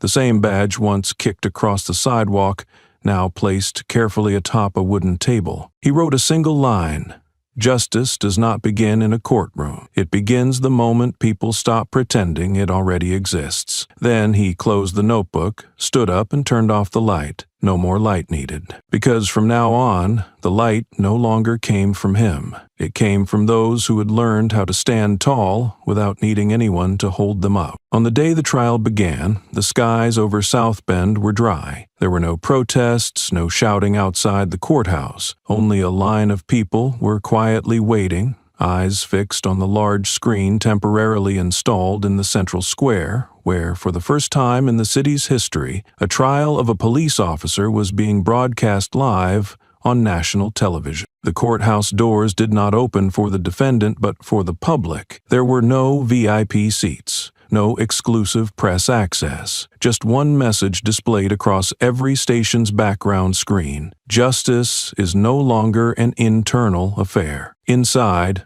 Dwight Rooker, looking much older than he had during his last public appearance, sat silently behind the glass partition. His face was no longer arrogant nor pleading, just empty, as if he knew that no words could shield him from what was about to unfold. The presiding judge was a white-haired woman, a former legal advisor with years of service in Washington. She ordered that all witnesses, lawyers, police officers, and former officers connected to the Malik Terrence case appear, regardless of whether they were active or retired. The cameras panned steadily, slowly, without edits. The footage captured every minor movement, the way Rooker rubbed his forehead as he listened to a 2011 audio recording of his voice, the frightened face of a young officer when asked, "At that moment, you saw that the boy Malik wasn't holding a weapon, didn't you?" The sound of turning pages, sharp and clear, in a room almost too tense to breathe. Viewers did not look away. Cafes mounted screens for live viewing. High schools streamed it in civics class. Drivers tuned into the radio broadcast. That day, all of South Bend became a courtroom. Solomon did not sit in the witness box. He had no legal reason to appear on the first day, but when the camera swept across the public gallery, there he was. White shirt, dark vest, a small notebook in hand. No one was surprised to see him, only surprised that he did not speak. A young journalist, live streaming the trial, posted online, "He doesn't need to say anything, because today everyone else is speaking for him." By day's end, the court announced that the trial would last at least 1 week. But what mattered was not the duration, it was the way it unfolded. Every question aired, every testimony heard clearly, and no one allowed to turn off the cameras. For the first time, justice did not happen behind closed doors. It was before the public eye, and if the truth hurts, then this time everyone had to witness it together. On the third day of the trial, just as the prosecution's witnesses had finished testifying, the presiding judge unexpectedly called a name not listed on the original schedule. "Mr. Solomon Rivers, please take the stand." The courtroom fell completely silent. There was no need to introduce who he was anymore, no need to mention his title, or the badge that had once been kicked across the pavement. Everyone already knew. He stepped up to the witness stand in a white shirt, carrying no documents. He had not hired a lawyer and had no media team. When asked to speak, he simply stood tall, his eyes not fixed on the defendant, but on the jury. He began, gently, as if telling a story to a group of school children at the library. "I once worked in this system. I used to believe the system would correct itself when someone did wrong. I believed that until I challenged a wrongful verdict and found every door closed on me. I did not come here for revenge.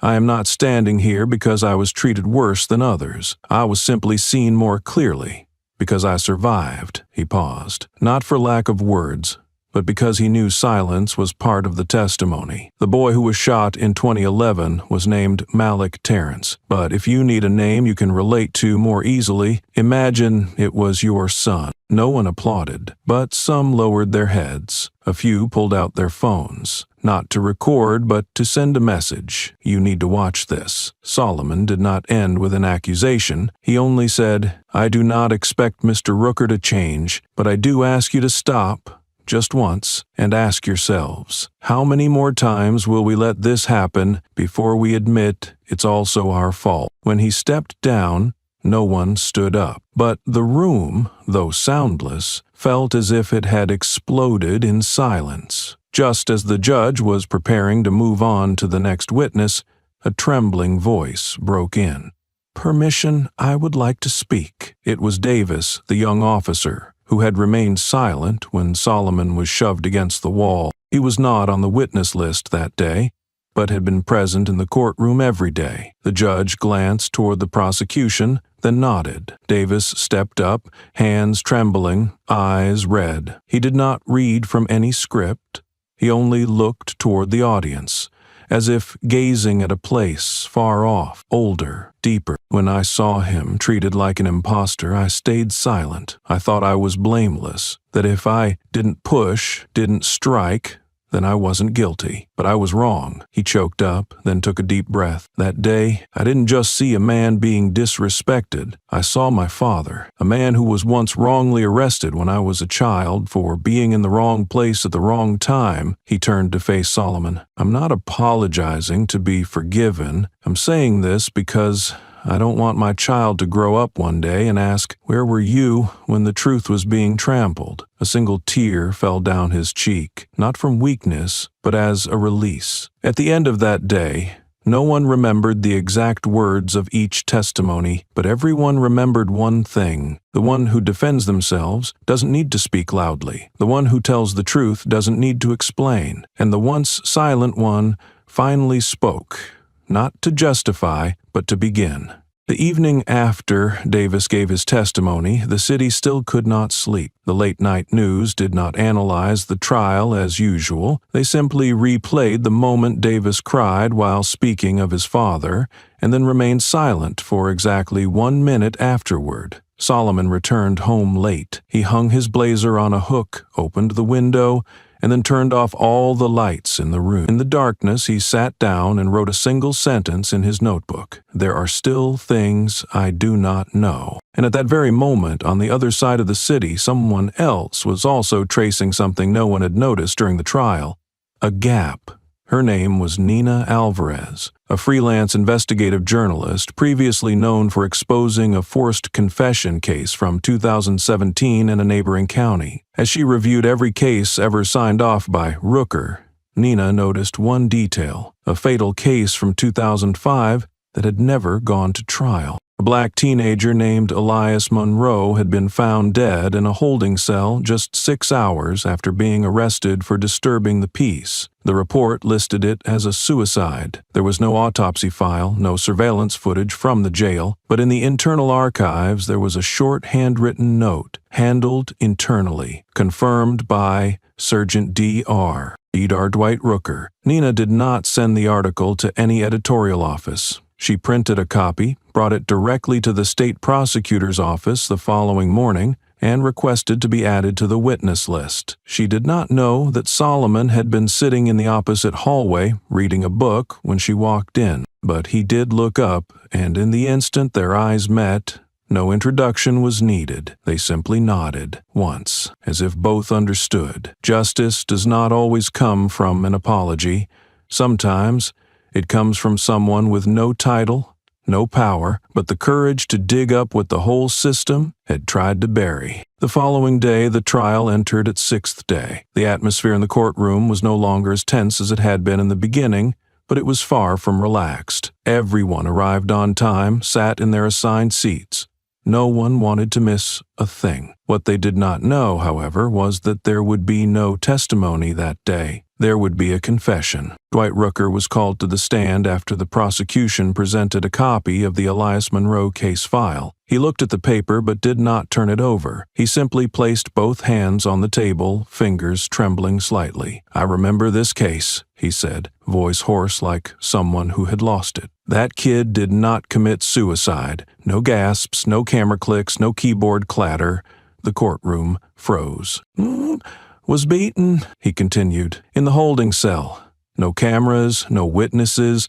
I was the only one who knew, and I chose to rewrite the report." The judge leaned forward and asked, "You're confirming that you falsified records regarding the death of Elias Monroe?" Rooker nodded. "I kept it quiet for 18 years, not because I thought I was right, but because if I admitted it, I didn't know what would be left of me." He paused, then looked down at the table. "I'm not here to be forgiven. I haven't got enough time left to start over. I just want to die without hiding anymore." From the public gallery, an older woman began to cry. She was Elias's mother. She stood up, said nothing. She did not leave the courtroom either. Solomon said nothing that day, but as he exited the courtroom, someone overheard him whisper, "The truth always arrives late, but it is never too late." When Dwight Rooker finished confessing, he did not apologize. He did not defend himself. He just sat there, silent, as though he had finally laid down a boulder, but in doing so, had lost the last piece of himself. The courtroom remained silent, not because of shock, but because no one quite knew how to respond to a criminal who had chosen to unmask himself when no one demanded it. Solomon stood up slowly, without being called. He walked to the center of the room, asking to make one final statement. The judge nodded without hesitation. He turned to face Rooker, not with rage, not with a voice sharpened by bitterness, just as a man who had once been trampled, who once had a badge kicked into his face, now stood across from the one who had quietly buried justice for decades. "I do not thank you, but I do not curse you either, because sometimes Confession is the punishment, not because it takes away your freedom, but because it forces you to live out your remaining days as the version of yourself you spent years hiding. Solomon paused, then finished. We do not need your forgiveness. We need you to leave a mark, so that from this point forward, no one can say, I didn't know this ever happened. He bowed, a respectful bow like a witness, not a defendant. Then he turned and stepped down. That night, no one celebrated. No fireworks, no hashtags, but at a high school on the east side of the city, a group of students quietly built a memorial. On it were photos of those who had died because no one had spoken up in time. Among the candles, a handwritten note read, We remember them. Not because they were famous, but because they are not allowed to be forgotten. The next day, South Bend would wake up to something new, collective memory. And that began not with the trial, but with the children, with ordinary people, choosing to remember instead of looking away. No one initiated it. There was no call to action. But that night, small groups of people began gathering in front of the central square, the same place that had once been the scene of confrontations, torn banners, shed tears, and even spilled blood. They came carrying flowers, candles, old photographs, and something South Bend thought it had lost, the silence to remember. A group of high school students stood in a circle, holding up a cardboard sign that read, No one deserves to disappear in silence. An elderly teacher had personally printed the names of victims who had died while in custody. Without trial, without cameras, without justice. Those names were posted on the brick wall behind City Hall, like a temporary memorial wall. But everyone knew, if no one tore it down, it would stay. At an elementary school on the west side of town, during the morning homeroom session, the children didn't draw landscapes or kittens like usual. Instead, they drew a circle of people of all different skin tones.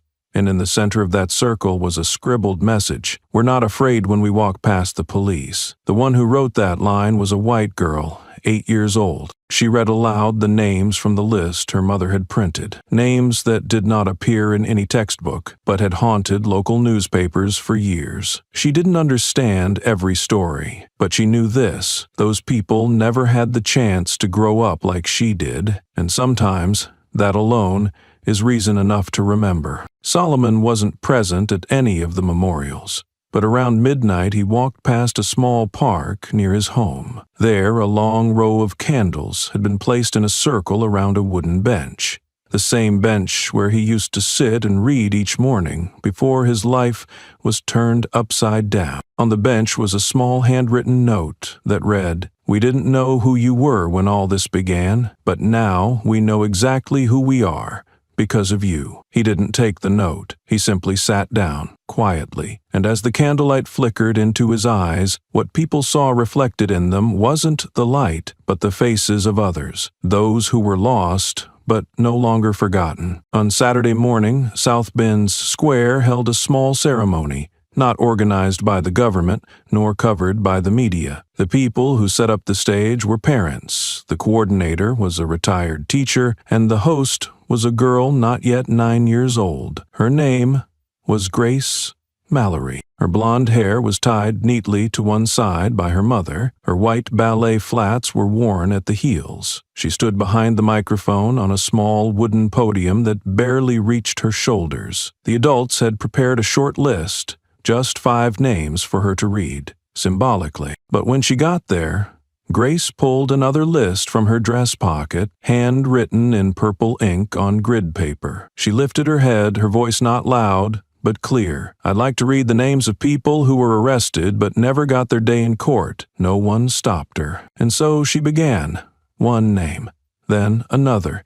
Some names no one remembered. Some made the adults freeze for a moment, names they'd once seen in news reports from years ago. Every time she read out a name, the mother standing behind her would place a candle on the steps. Elias Monroe, Tatiana Brooks, Jerome Lee, Myra Santon, James Ezekiel Thomas. She paused, looked up. This name belonged to someone who was arrested with my friend's dad, but only one of them got released. A moment of silence. My friend doesn't live here anymore, but I think he'd want to hear this name read out loud at least once. The adults said nothing. A woman stepped onto the stage and gently placed a hand on Grace's shoulder. There were no flowers, no background music, but in that moment, South Bend, a city that had long hidden truth in the dark, listened for the first time as a child spoke aloud the things adults had tried to forget. The memorial ended when the sun had risen high, its light filtering through the trees and casting streaks across the plaza floor. The adults folded chairs. The children bent down to pick up leftover scraps of paper. Teachers wiped the name boards clean with a cloth, afraid that dust from the road would blur the letters drawn in marker. No one noticed the man standing at the far end of the last row, hands in his coat pockets, quiet,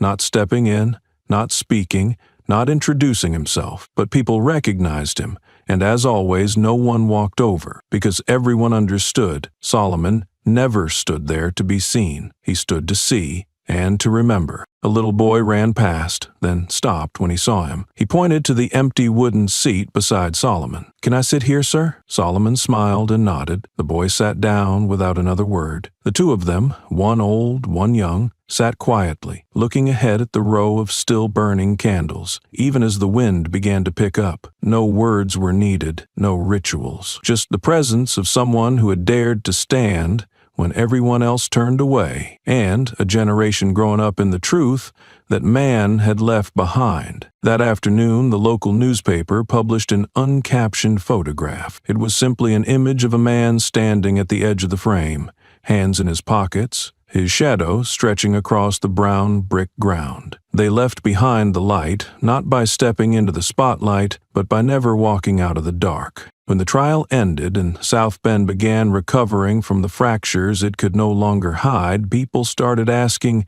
what comes next? Solomon's name appeared in a flood of editorial columns. Some urged him to rejoin the judicial system, to take on a leadership role in the Federal Reform Commission. Others called for him to run for governor in the next term. Official invitations began arriving at the mailbox of his former legal office, now just a dust-covered room he had never returned to. And, as always, Solomon did not rush to respond. He spent the next 2 weeks visiting neighborhoods around South Bend, not to give speeches, not to campaign, but to listen. At every stop, he was not offered a seat at the head table. He chose to stand by the door, holding a small notebook and quietly taking notes. At one community meeting in the Eastern District, where more than 10 wrongful arrests had taken place in the past year, a man stood up and asked, "What do you think about returning to the system?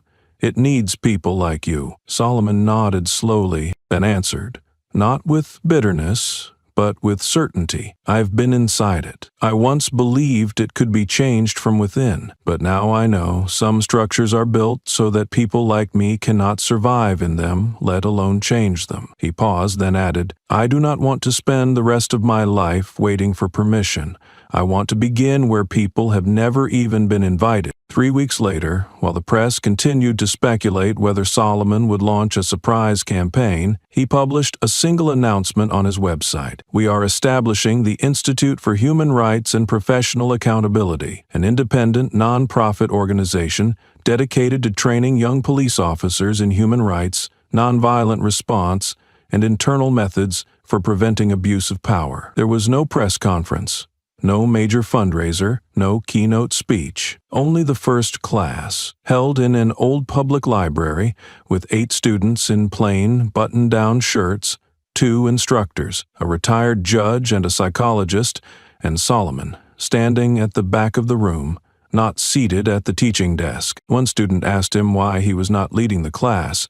He only smiled. "I am not here to lecture. I am here to make sure you never repeat what I once silently watched happen." In the months that followed, Solomon's organization began drawing attention from police academies in other states. Many young officers signed up voluntarily for short courses in ethics and nonviolent emergency intervention. Officers who had left the force due to disagreements with superiors found a place to start over.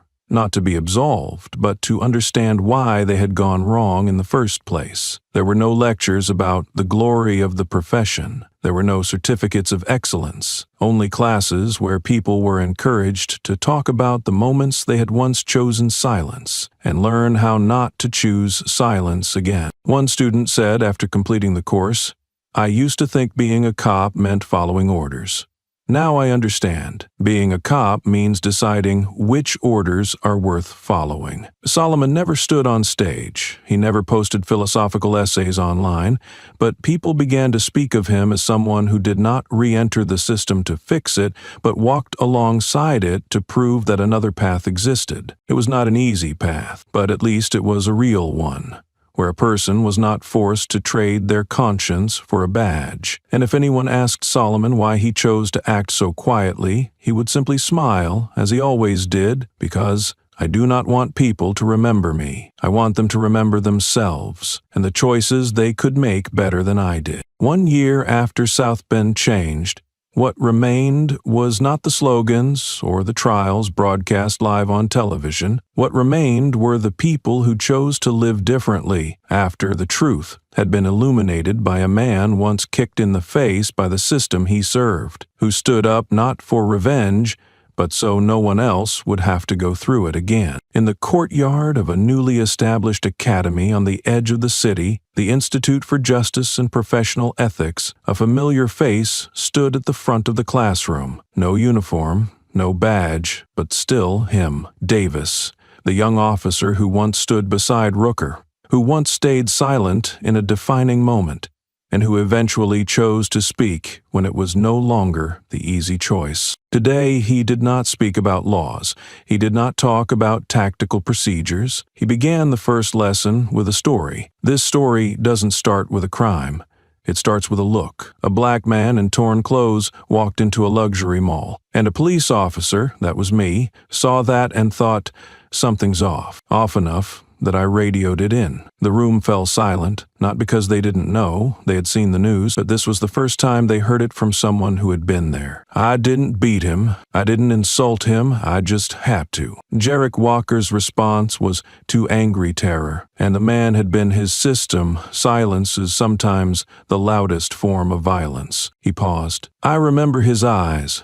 Not angry, not afraid, just sad, like he had seen this happen too many times before. And the hardest part was knowing that I was continuing a cycle I once believed I would break. He took an old photo from his bag, a photo of the badge trampled under Rooker's boot. This isn't just a badge, it's a slap, not just to him, but to justice itself. Davis didn't teach from the old curriculum. In every class, he began with a single question. When was the last time you witnessed something wrong and said nothing? And at the end of each session, he left a blank whiteboard at the back of the room.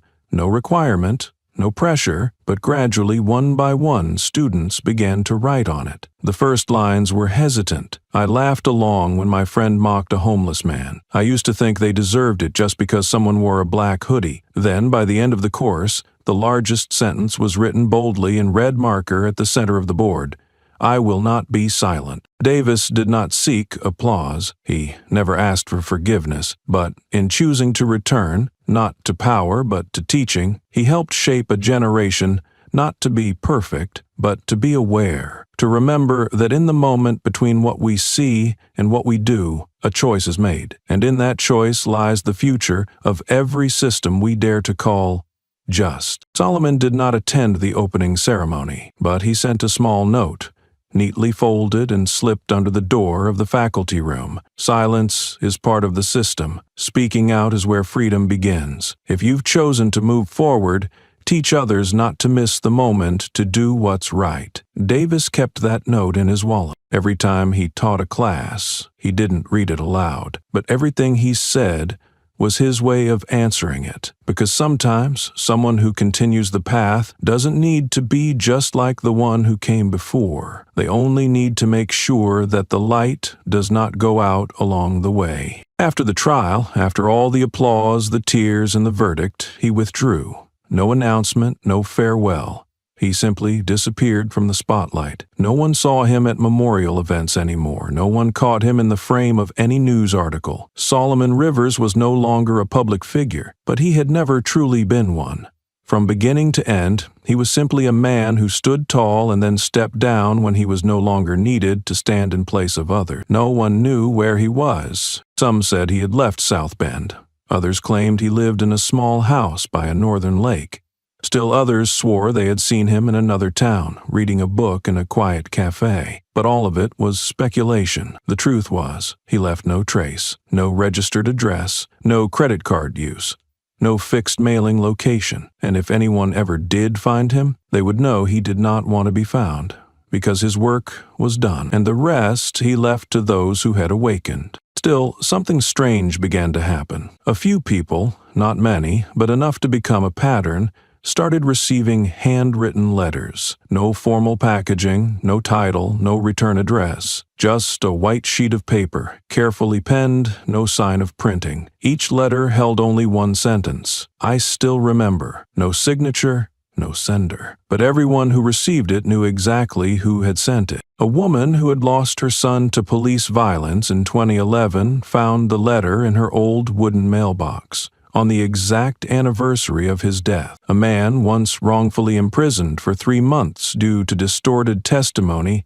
received it in a plain envelope slipped under his door without anyone seeing. Who delivered it? A young woman who had watched her father humiliated in public, now living in another state, also received that single line. I still remember, nothing more. But nothing more was needed, because for them, to be remembered was part of being restored. Not their honor, not financial compensation, but memory, confirmed as real, not forgotten. Some asked, if he no longer appeared, no longer spoke, no longer led, would that legacy fade? But then they realized light doesn't need to be at the center to illuminate. In the suburban library, staff often noticed an elderly man reading books on law and human rights every Thursday, never borrowing, only reading. In the notes from a special class at the new police training institute, someone had left a handwritten message: don't just learn how to hold a weapon, learn how to hold the trust of the one it's aimed at. No one knew who wrote it, but the handwriting looked very much like someone who once said such things, without ever needing to sign his name. And in South Bend's park, the old bench, where a fateful encounter once occurred, was always clean each morning. No leaves, no dust, no one claimed to tend it. But people knew. Someone still came by, still cared, still quietly protected what seemed to have ended. Because memory never truly disappears. It only needs one person to keep it alive. Solomon Rivers was no longer there to speak, but his absence, peaceful, intentional, had become the most enduring presence of all. No plaque bore his name at the courthouse.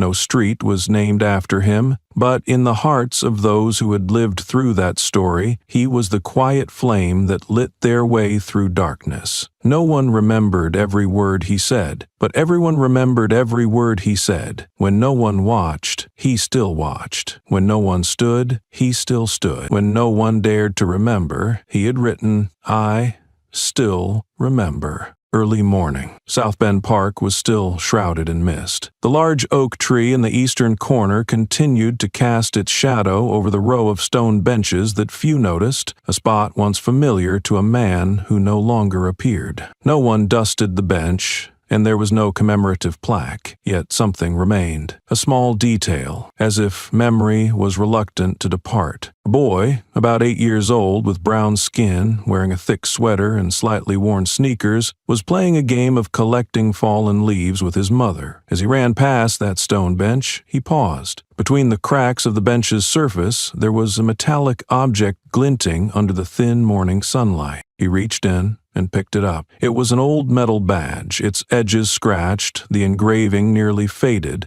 leaving only a few lines of a symbol, a pair of scales. No color, no clear lettering, but it was heavier than a typical badge, heavy in the way an object burdened with too many memories can be. The boy looked at it for a long moment. His hand turned the badge as if he were trying to understand what important thing he had stumbled upon without fully grasping it. He looked around, seeing no one who seemed to be its owner. The stone bench was covered in moss. Dust still lay in the cracks.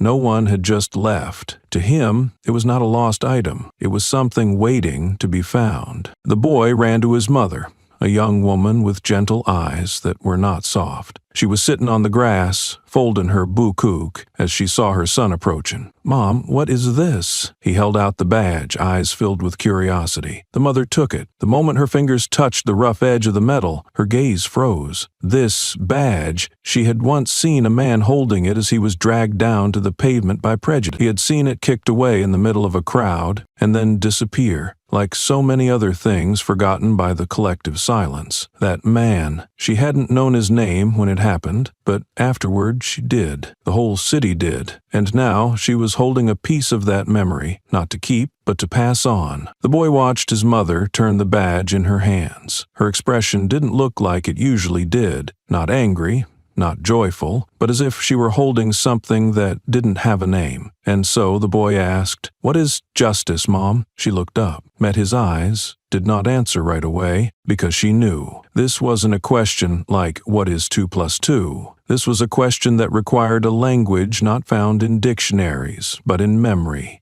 experience, and the fears never spoken aloud. She placed the badge into his open palm, letting him feel its weight. Justice is what you're holding right now, not this piece of metal, but the reason why it was once stepped on and still got picked up again. The boy blinked. She continued, her voice even, like telling a story she had once lived through. Justice is what gives someone without power the courage to stand tall in front of an entire system. It's what makes others remember you, not because you were famous, but because you did not bow your head. The boy hugged the badge to his chest, then asked, "So, can I do justice?" The mother smiled. She didn't answer right away. Instead, she reached into her backpack, pulled out a small notebook, flipped to the first blank page, and placed a pen in his hand. "You don't have to do anything big yet. Just promise me this. From today on, if you see something wrong, don't stay silent. Don't be the one who sees and turns away." Inside that notebook,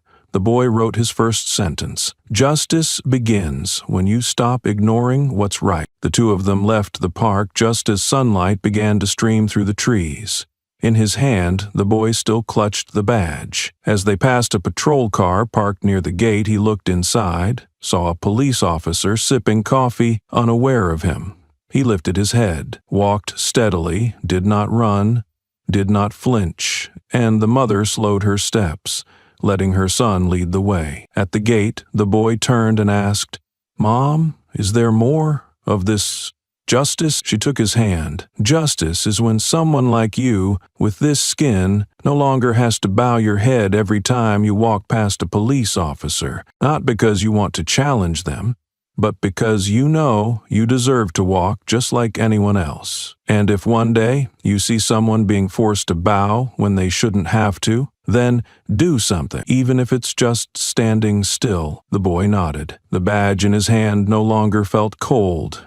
It had absorbed warmth, and in his eyes something had begun to stir. Not pride, but readiness, because justice, in the end, does not come from law. It comes from small people who know they are not invisible. Not everyone gets to stand at the center of history. Not everyone gets remembered by name. But there are those, by choosing not to look away, who leave behind a mark that cannot be erased. This story is not just about a man who was misunderstood, a young officer who dared to make it right, or a child who picked up a faded badge. It is a story about us, about whether we have the courage not to pass on silence. In a city once used to bowed heads and averted gazes, the light did not come from podiums or medals. It came from actions no one saw, choices no one demanded, and memories no one recorded, but that endured because someone chose not to forget. Justice is not the end. It is the beginning of kinder conversations,